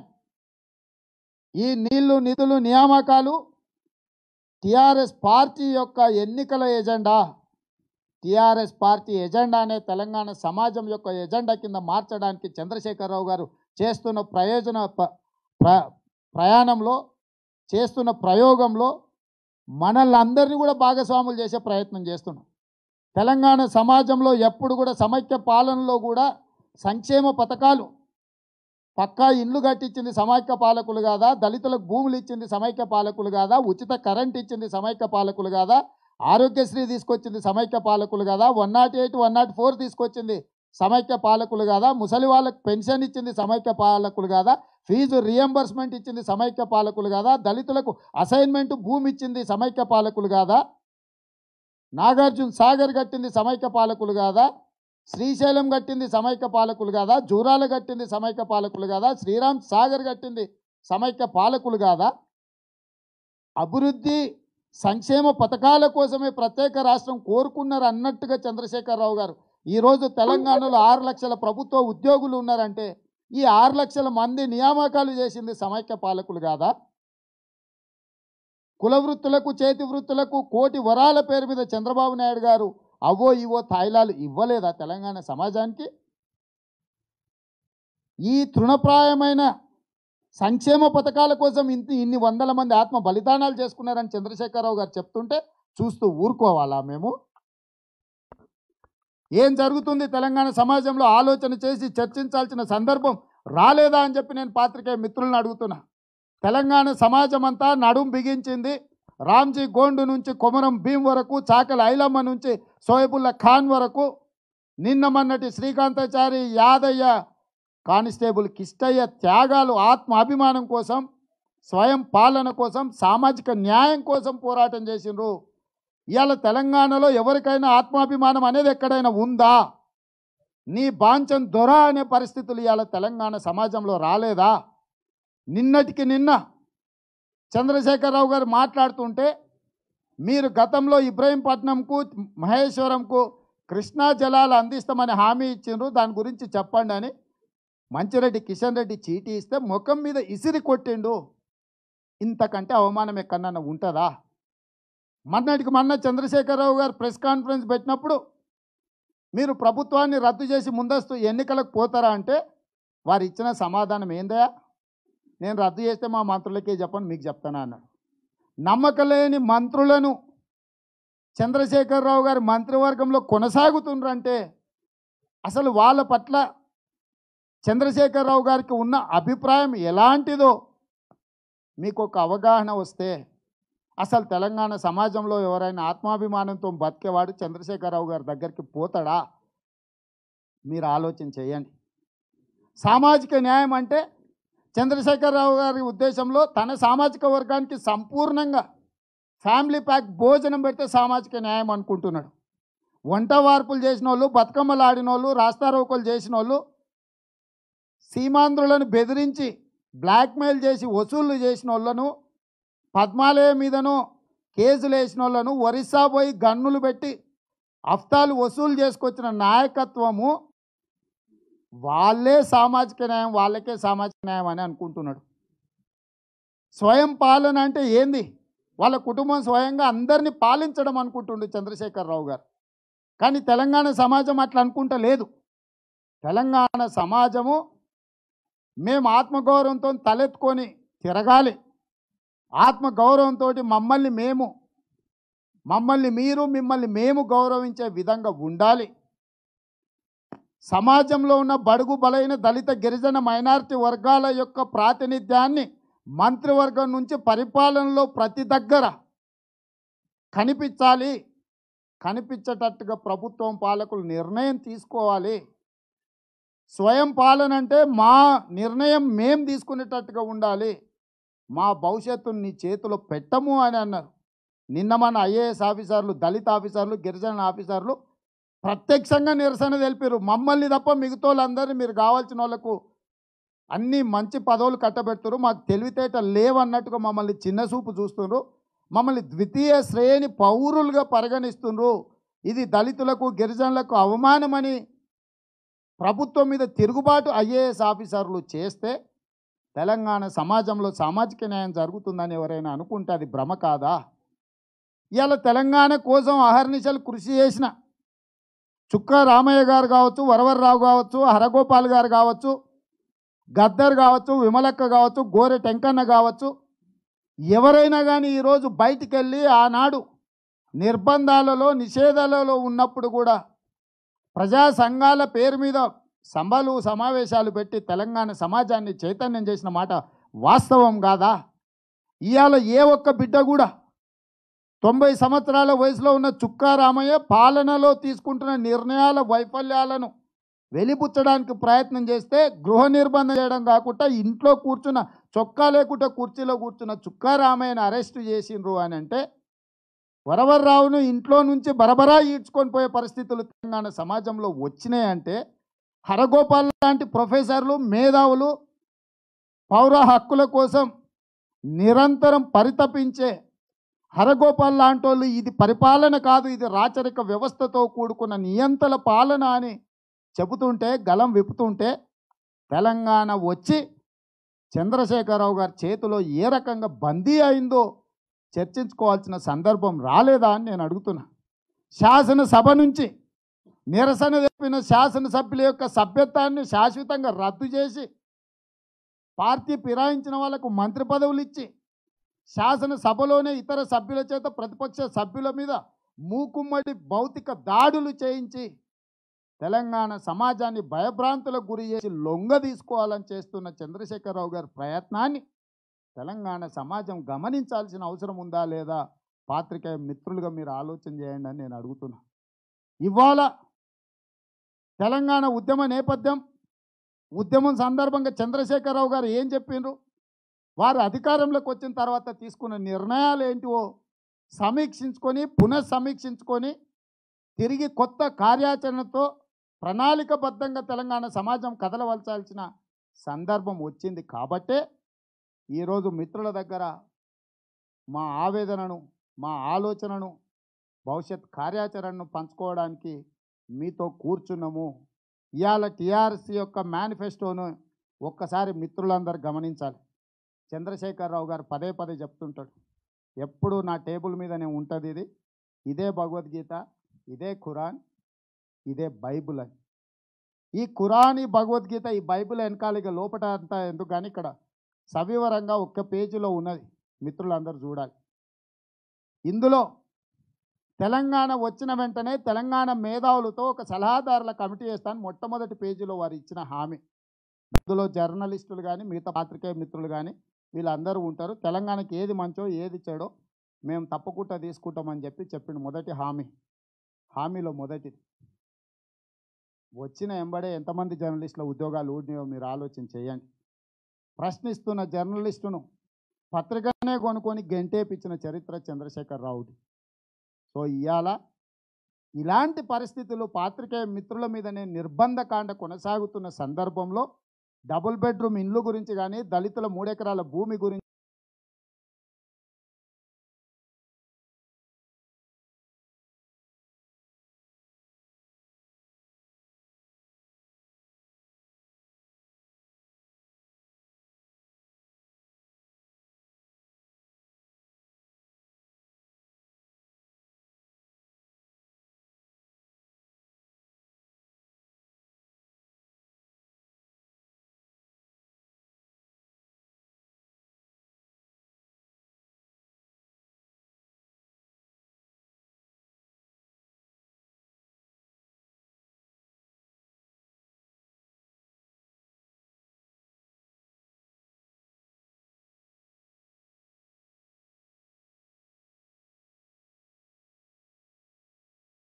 ఇస్తాం, 3 ఎకరాల భూమి ఇస్తాం, డబుల్ బెడ్రూమ్ ఇల్లు ఇస్తాం, 10 లక్షల రూపాయల నష్టపరిహారం ఇస్తామని చెప్పిండ్రు.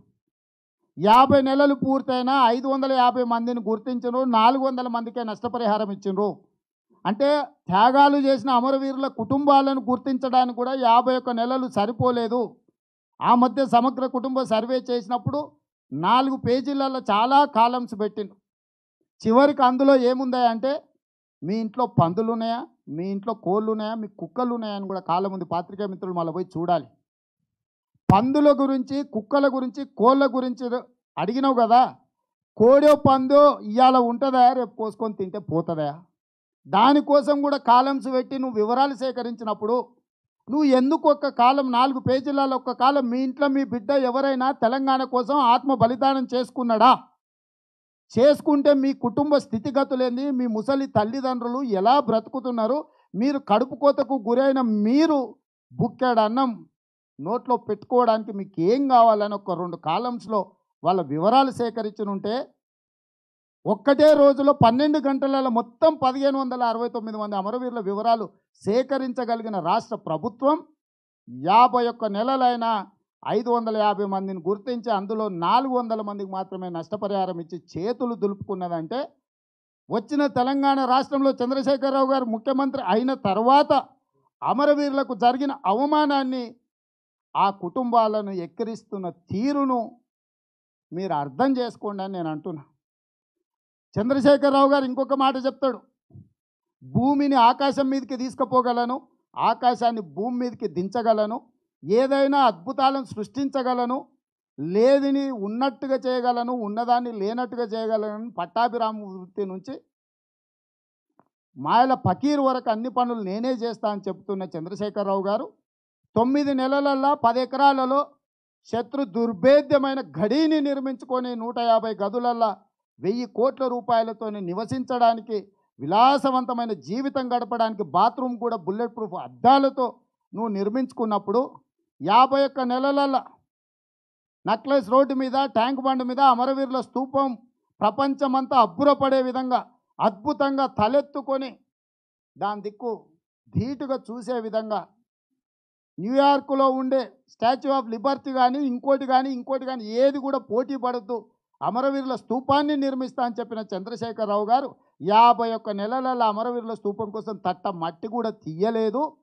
ఆ పక్కనే 125 అడుగుల అంబేద్కర్ విగ్రహాన్ని పెడతా అంటే కనీసం దాని పునాదుల కోసం మట్టి కూడా తీయలేదంటే చంద్రశేఖరరావు గారి యొక్క పాలనలో తను, తన కుటుంబము, తన ఘడీలు, తమ పిల్లల యొక్క పదవులకు ఇస్తున్న ప్రాధాన్యత అమరవీరుల స్తూపాన్ని కానీ అంబేద్కర్ గారి విగ్రహానికి కానీ ఇవ్వడం లేదు అంటే ఇందులో సామాజిక న్యాయం కానీ, స్వయం పాలన కానీ, ఆత్మాభిమానం, ఆత్మ గౌరవం కానీ ఎక్కడైనా కనిపిస్తుందా?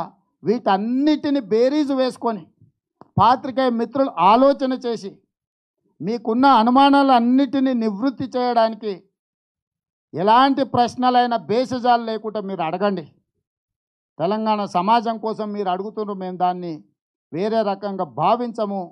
చివరికి ఉద్యమంలో క్రియాశీలకంగా పాల్గొన్న మీకు ఆరోగ్య భద్రత కోసం కాటిస్తా అన్నాడు, ఇల్లు ఇస్తా అన్నాడు, ప్లాట్ ఇస్తా అన్నాడు. నా తెలిసి 160 మంది పాత్రికేయ మిత్రులు ఈ ఆరోగ్య భద్రత అందక చనిపోయినారు. వృత్తిలో సమయపాలన లేకపోవడం వల్ల, అర్ధరాత్రి అపరాత్రి కూడా ప్రయాణించడం వల్ల ఆరోగ్యం దెబ్బతిన్న పాత్రికేయ మిత్రులను కూడా ఆదుకోని ప్రభుత్వం ఇదొక ప్రభుత్వమా?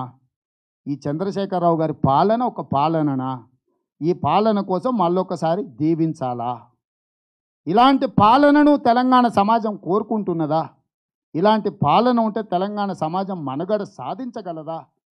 అన్ని రకాలుగా మీరు ఆలోచన చేసి సమాజానికి అవసరమైన ఏ ప్రశ్నకైనా నిర్దిష్టమైన సమాధానం చెప్పడానికే, పాత్రికేయ మిత్రులతో ఆవేదన పంచుకోవడానికే, ఆలోచనను పెంచుకోవడానికే మీ దగ్గరికి వచ్చిన మీరందరూ కూడా సాదరంగా ఆహ్వానించి తెలంగాణ సమాజాన్ని నిత్య చైతన్య కొలిమిలాగా ఉంచండి.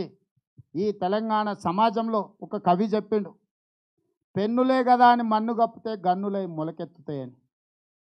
ఇవాళ పాత్రికేయ మిత్రులను అణచివేసి చంద్రశేఖరరావు గారు ఇంకొక మిత్రుడు వాట్సాప్ పంపించిండు. అది మీకు నచ్చుద్ది, యజమానులకు నచ్చకపోవచ్చు. గతంలో పత్రికలు రాసినాక అమ్మేటోళ్ళు ఇప్పుడు అమ్మినాక రాస్తుండ్రని. నిజమేంతో అబద్ధమేంతో నాకు తెలియదు, కానీ ఎందుకో కొంచెం నిజానికి దగ్గరగా ఉన్నట్టుగా నాకు అనిపించింది. కాబట్టి ఒకనాడు పత్రికలు ఉండేటివి, తర్వాత ప్రసార సాధనాలు వచ్చినాయి, ఇప్పుడు సోషల్ మీడియా వచ్చింది. వీలైనంత మేరకు మీ యజమానులకు కష్టం కలగకుండా, నష్టం రాకుండా, మీకు ఎలాంటి ఇబ్బంది లేకుండా మీ ప్రసార సాధనాలల్లో వీటిని ప్రచురించండి, ప్రసారం చేయండి. మిగిలినవి అక్కడో ఇక్కడో అభిమానం కొద్ది సోషల్ మీడియాలో కూడా వాడండి అని చెప్పి మీడియా మిత్రులను విజ్ఞప్తి చేస్తూ మీ అందరి దగ్గర సెలవు తీసుకుంటున్నా. ఎవరు ఏమైనా అడగొచ్చు.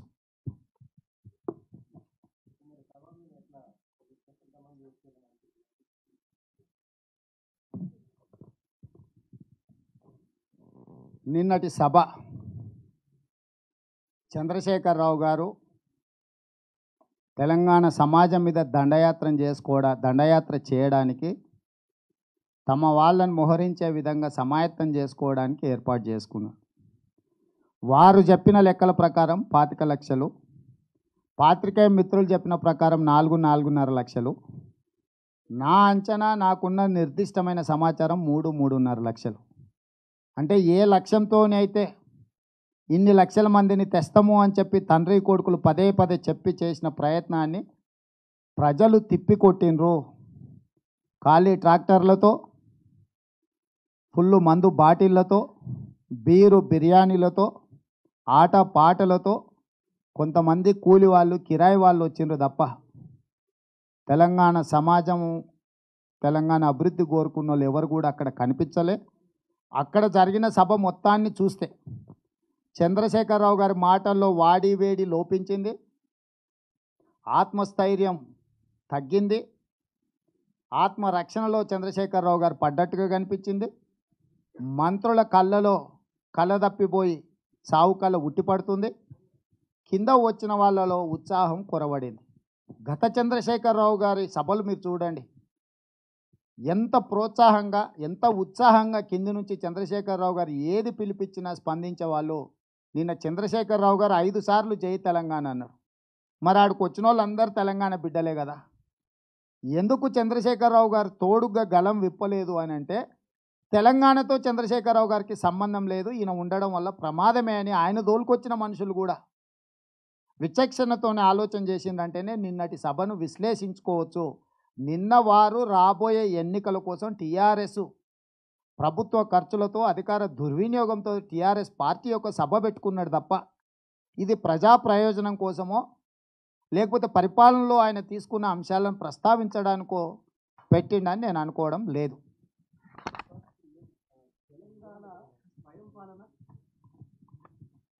స్వయం పాలన పేరుతో ఇచ్చిన నినాదానికి తెలంగాణ ప్రజలు మద్దతు తెలిపారు. నిన్న మళ్ళొక సెంటిమెంట్ని రగిలించాడు కేసీఆర్. ఢిల్లీకి బాస్లం అయిదామా బానిసలం అవుదామా అన్నదానికి, దాని నుంచి తెలంగాణ ప్రజల నుంచి రెస్పాండ్ ఎట్లా ఉంటుంది అనుకుంటున్నాను? అంటే నేనేమంటున్నానంటే, చంద్రశేఖరరావు గారు మీరు పాములాడించేటోళ్ళ గురించి ఐడియా ఉండొచ్చు. శివరాత్రి రోజు పున్నమి అది వచ్చినప్పుడు పుట్టలో ఉన్న పాముని తీసి బుట్టలో పెట్టుకుంటాడు. వాళ్ళు వచ్చేటోళ్ళు అందరి ముందర ఆడిస్తాడు. దీనికి పాలు కావాలి, గుడ్డు కావాలి, జోలె నిండే వరకు అడుక్కుంటాడు. ఆ తర్వాత ఆ పాముని తీసి బుట్టలో పెట్టుకొని వెళ్ళిపోతాడు. ఎన్నికలు వచ్చినప్పుడల్లా తెలంగాణ సెంటిమెంటును ఆయన బుట్టలోకి వెళ్ళి తీసి బయట పెట్టి అడగాల్సిన ఆయన అడిగి, అడుక్కోవాల్సిన కాడ అడుక్కోవాలనే ప్రయత్నం ప్రజలు గుర్తుపట్టారు. బస్టాండ్లలో అప్పుడప్పుడు పాము ముంగి సాట ఆడిపిస్తుంటారు. నేను స్కూల్కి పోయేటప్పుడు చూస్తోని, ఇక పాము చేస్తుందా ముంగిసి వస్తుందా ఏందో దీని కథ చూద్దామని. దాన్ని ఇడవడు, దీన్ని పట్టుకోడు. ఆడిచ్చినంత ఆడిచ్చి జోలే నిండినాక మళ్ళీ దాన్నో బుట్టలో దీన్నో బుట్టలు వేసుకొని భుజం మీద వేసుకొని వెళ్ళిపోతాడు. చంద్రశేఖరరావు గారు కూడా చేస్తున్న తెలంగాణ సెంటిమెంటును లేపడం అనేది అలాంటిదే, పాములాట లాంటిదే తప్ప అందులో ఏమీ లేదు.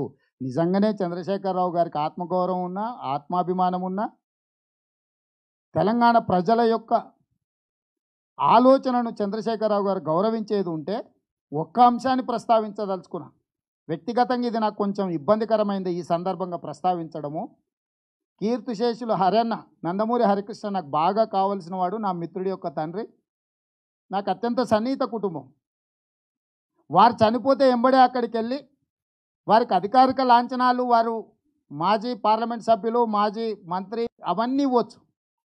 కానీ తెలంగాణకు వ్యతిరేకంగా సమైక్య రాష్ట్ర కోసం మొత్తం భారతదేశంలోనే రాజీనామా చేసి ఆమోదించుకున్న నిఖార్సైన సమైక్యవాది హరన్న తను నమ్మిన దానికి తన పదవిని సైతం త్యాగం చేసిన సమైక్య బిడ్డ, సమైక్య రాష్ట్ర కోసం త్యాగం చేసిన బిడ్డ. తెలంగాణ రాష్ట్రమేమో వందల మంది ఆత్మ బలిదానాలతో తెచ్చుకున్న తెలంగాణలో హరన్నకు స్మారక స్తూపం కడతాం తెలంగాణ గడ్డ మీద అని ముఖ్యమంత్రి గారు స్థలాన్ని కేటాయించి నిర్ణయం తీసుకున్నాడంటే, త్యాగాలు చేసిన తెలంగాణ బిడ్డల కోసం అమరవీరుల స్తూపం కట్టకపోను తట్ట మట్టి తీయకుండా నిఖార్సైన సమైక్య బిడ్డ కోసమే స్తూపం కడుతున్నాడంటే ఓట్ల వేటలో చంద్రశేఖరరావు గారు ఎంత దిగజారిపోయిండో. ఒక సందర్భంలో పేదోళ్ళ దేవుడైన నందమూరి తారక రామారావు గారి జ్ఞాపకార్థం కట్టిన వారి మొత్తం ఆనవాళ్లను ఊడ్చేస్తా అన్నాడు. బేగంపేటలో ఉన్న విమానాశ్రయానికి, అంతర్జాతీయ విమానాశ్రయానికి రాహుల్ గాంధీకి పేరు ఉంటే, డొమెస్టిక్ ఎయిర్లైన్స్కి ఎన్టీ రామారావు గారి పేరు ఉండే, రాజీవ్ గాంధీ గారి పేరు ఉంటే, తర్వాత డొమెస్టిక్ ఎయిర్లైన్స్కి ఎన్టీ రామారావు గారి పేరు ఉంటే, శంషాబాద్కు మార్చిన తర్వాత ఆ పేరు పెట్టకపోతే కేంద్ర ప్రభుత్వం ఆదేశాలు ఇచ్చింది. స్వదేశీ విమానాశ్రయానికి ఎన్టీ రామారావు గారి పేరు పెట్టండి అని అంటే శాసనసభలో నానా రచ్చ చేసిండు చంద్రశేఖరరావు గారు. తెలంగాణ గడ్డ మీద పేదోళ్ళ దేవుడైన ఎన్టీ రామారావు గారి పేరు పెట్టడానికే ఇష్టపడని వ్యతిరేకించిన చంద్రశేఖరరావు గారు, ఆయనకు రాజకీయ భిక్ష పెట్టిన పార్టీ అధ్యక్షుడు, పేద ప్రజలలో అభిమానం ఉన్న ఎన్టీ రామారావు గారి పేరును విమానాశ్రయానికి పెట్టడానికి ఇష్టపడని చంద్రశేఖరరావు హరికృష్ణ గారి యొక్క జ్ఞాపకార్థం స్తూపం తెలంగాణ గడ్డ మీద కడతా అన్నాడంటే ఏ స్థాయికి చంద్రశేఖరరావు గారు ఓట్ల కోసం దిగజారుతాడో మీరు ఆలోచన చెయ్యండి. అంటే చంద్రశేఖరరావు అనేవాడు అధికారం కోసం ఎంత నీచమైన పని అయినా చేస్తాడు, ఎంత దిగజారుడు పని అయినా చేస్తాడు అనడానికి ఇక మనం కొలబద్ద కూడా లేదు కొలవడానికి. సార్ మధు భారత్ టుడే నుంచి నిన్న సాయంత్రం వరకు కూడా కేటీఆర్, కవిత మేము ప్రజలను మరోసారి అధికారంలో చేపట్టడానికి అవకాశం ఇవ్వని కోరుతామని చెప్పడం జరిగింది. కానీ కేసీఆర్ వచ్చిన తర్వాత అలాంటి ప్రకటన స్టేజ్ నుంచి ఎలాంటి ప్రకటన రాలేదు. ఏం జరిగి ఉంటుంది అసలు? ఏం సమాచారం వచ్చి ఏమైనా సమాచారం వచ్చిన తర్వాత ఆగడం జరిగిందా ఢిల్లీ నుంచి? అంటే చంద్రశేఖరరావు గారికి సభలు కానీ సమావేశాలు పెట్టినప్పుడు ప్రతి అరగంటకి ఏం జరుగుతుందో సమాచారం తెచ్చుకొని సభ నిండిన తర్వాతనే బయలుదేరే అలవాటు ఉంది. 25 లక్షలు ప్రజలతో సభ పెడతా, నా కొడుకే దీన్ని నిర్వహిస్తాడు, అల్లుడు హరీష్ రావు గారికి ఏ సంబంధం లేదని చెప్పి తెర వెనక్కి హరీష్ రావు గారిని నెట్టే ప్రయత్నం చేసింది. తెర వెనక్కి నెట్టబడ్డ హరీష్ రావు గారు తెర వెనక మంత్రాంగం నడిపి తన యంత్రాంగాన్ని అంతా కూడా ఎవరిని కదలకుండా, ఎవరిని సభకు రాకుండా, కేటీఆర్ అసమర్థుడు, సన్ స్ట్రోక్ కేసీఆర్కు తగులుతుంది, అసమర్థుడైన పుత్ర వాత్సల్యంతో ఆయనకు వారసత్వాన్ని కట్టబెట్టాలనేది అయితే ప్రయత్నం చేస్తుండో దాన్ని నిలువరించడానికి హరీష్ రావు గారు శతవిధాల ప్రయత్నం చేయడంతో 3-3.5 లక్షల మంది అక్కడికి వచ్చారు. ఒకవేళ హరీష్ అనుకున్నా ఇంకో 1 లక్ష ఎక్కువ వస్తుండేనేమో, అంతకంటే ఎక్కువ ఏం కాదు. కానీ కాకపోతే ఆ హడావిడో కొంత అదో ఇదో జరిగి ఉండేది. కాబట్టి చంద్రశేఖరరావు గారు మానసికంగా కొంత ఇబ్బందికి గురైండు. వాస్తవంగా తెలంగాణ ప్రజల నివేదిక అనే కంటే, ప్రగతి నివేదిక అనే కంటే పుత్రుడి యొక్క వారసత్వాన్ని ప్రకటించడానికి నా కొడుకు ఏదైనా సమర్థవంతంగా నిర్వహించగలడు అని చూపించడం కోసమే ఈ సభను సంపూర్ణంగా ఉపయోగించుకునే ప్రయత్నం చేసిండు. ఎప్పుడైతే కొడుకు విఫలం చెందిండో, ప్రజలు చంద్రశేఖరరావు గారి మాటలను ఆమోదించకపోను తిరస్కరించడం జరిగిందో, ఆందోళనకు లోనైన చంద్రశేఖరరావు గారు మానసిక ఇబ్బందికి గురయ్యి కొడుకు బిడ్డ చెప్పింది ఒకటి, తండ్రి మాట్లాడింది ఇంకొకటి. ఎందుకంటే ముందు రోజు రాత్రి వాళ్ళ ఇంట్లో మాట్లాడుకున్నది ఒక రకమైతే వాళ్ళు ముందుగానే సభ దగ్గరకు వచ్చేసారు. కేటీఆర్ గారు మంత్రివర్గ సమావేశంలో లేడు. సో తండ్రి కొడుకుల మధ్య, కూతురు మధ్యలో సమన్వయం లోపించింది. వీళ్ళ పాటికి వీళ్ళు మాట్లాడిన ముందు రోజు అనుకున్నది, అప్పటికప్పుడు అందిన సమాచారాన్ని చంద్రశేఖరరావు గారు అంచనా వేసుకొని వారొక దిశగా వీరొక దిశగా ప్రయాణించిండ్రు. చంద్రశేఖరరావు గారి కుటుంబంలో సమన్వయ లోపం కొట్టొచ్చినట్టుగా కనిపిస్తుంది.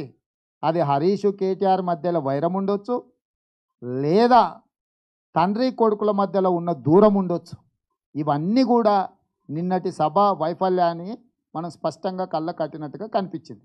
రేవంత్ రెడ్డి తెలంగాణ రాష్ట్ర ప్రభుత్వం వచ్చాక జాతీయ స్థాయిలో, ప్రపంచ స్థాయిలోనే ఒక పేరు తెచ్చుకున్న కాళేశ్వరం ప్రాజెక్టును పెద్ద ఎత్తున చేపడుతుంది. వేలాది కోట్ల రూపాయలు వెచ్చించి. ఎందుకు అంత పెద్ద గొప్ప ప్రాజెక్టును, దానికి ప్రాతినిధ్యం వహిస్తున్న మంత్రి హరీష్ రావు పేరును కానీ, ఆ ప్రాజెక్టు ప్రస్తావన కానీ కేసీఆర్ ఎందుకు తెలియజేయాలని అనుకోవాలి మనం? అంటే ఇది అంతా వారసత్వం యొక్క సమస్య. ప్రాజెక్టు కాళేశ్వరం గురించి చర్చ కాదు. కాళేశ్వరం గురించి ఇంకా చాలా వివరాలతో కూడుకున్న పవర్ పాయింట్ ప్రజెంటేషన్ జేఏసీ వాళ్ళు పెట్టారు. అగ్గిపెట్ట ఆటానకు వస్తుంది. ఒకవేళ బాగా బల్బు ఉంటే రూపాయి ఇవ్వచ్చు మనం వాడు ఆటానికి అమ్మినా. కానీ 60 రూపాయలకు కొనుక్కొస్తే ఏమంటాం? ముదిరింది అనుకుంటాం. సేమ్ 10,000 కోట్లతో కట్టాల్సిన కాళేశ్వరాన్ని 80,000 కోట్లకు అంచనాలు పెంచి దోపిడీ పాల్పడుతుంటే మనం ఎంతైనా పోనీ ఏమైనా జరగని అనుకుంటే దాన్ని ఏమైనా చేయొచ్చు. అగ్గిపుల్ల సబ్బు బిళ్ళకి దాని విలువ ఎంతో దాని విలువకు 10% అక్కడో ఇక్కడో ఉంటే ఎవరు ఏమనరు. సరే ఫలితాలతోనైనా ఆ నష్టాన్ని పూడ్చుకోవచ్చని. ఇవాళ జరుగుతున్న తెలంగాణ అభివృద్ధి కానీ పునర్నిర్మాణ ముసుగులో జరుగుతున్న దోపిడీని మాత్రమే అందరూ ప్రశ్నిస్తారు. దోపిడీలో భాగస్వామి అయిన హరీష్ రావు మొత్తం 8%, 6% మామకు, 2% అల్లుడికి. ఈ 2%తోనే హరీష్ బలపడ్డాడు. రేపు గుంపును కట్టి వెనకాల పెట్టి పొడిచిండు అనుకో, ఇదంతా సమస్య అవుతుందని మొదలోనే అంటే ఆదిలోనే ఆ సమస్యకు పరిష్కారం చూడాలని గత అనుభవాలు ఎంబడుండి చూసిండు కదా. సో అనుభవాల నుంచి నేర్చుకున్న గుణపాఠంతో అల్లుడిని మొదట్లోనే పుట్టుక్కు మనిపించే ప్రయత్నం చేస్తుండు. చంద్రశేఖరరావు గారు ఇందులో ఎక్స్పర్ట్. టీఆర్ఎస్ పార్టీ పెట్టినప్పుడు గాదే ఇన్నయ్య ఉండే, దేశిని చిన్నమల్లయ్య ఉండే, ఆ తర్వాత ఆల నరేంద్ర వచ్చిండు, ఆ తర్వాత సంతోష్ రెడ్డి వచ్చిండు, ఆ తర్వాత రావుల రవీంద్రనాథ్ రెడ్డి వచ్చిండు, ఆ తర్వాత సమరసింహారెడ్డి వచ్చిండు, ఆ తర్వాత విజయశాంతి వచ్చింది, ఆ తర్వాత రవీంద్ర నాయకును. ఇలా కొంచెం సామాజిక వర్గాల నేపథ్యంలో కొంచెం ప్రజల గౌరవం ఉన్న వాళ్ళు అందరినీ కూడా అడ్డు తొలగించుకుంటూ ఇక్కడికి వచ్చిండు. ఇప్పుడు ఆయన కళ్ళ ముందల ప్రతిపక్ష పార్టీలో నాలాంటోడు, సొంత కుంపట్లో హరీష్ రావు లాంటోడు ఉన్నోళ్ళని ఏదో రకంగా తొలగించి తన కొడుకుకి పట్టాభిషేకం చేయాలనుకుంటుండు. కాబట్టి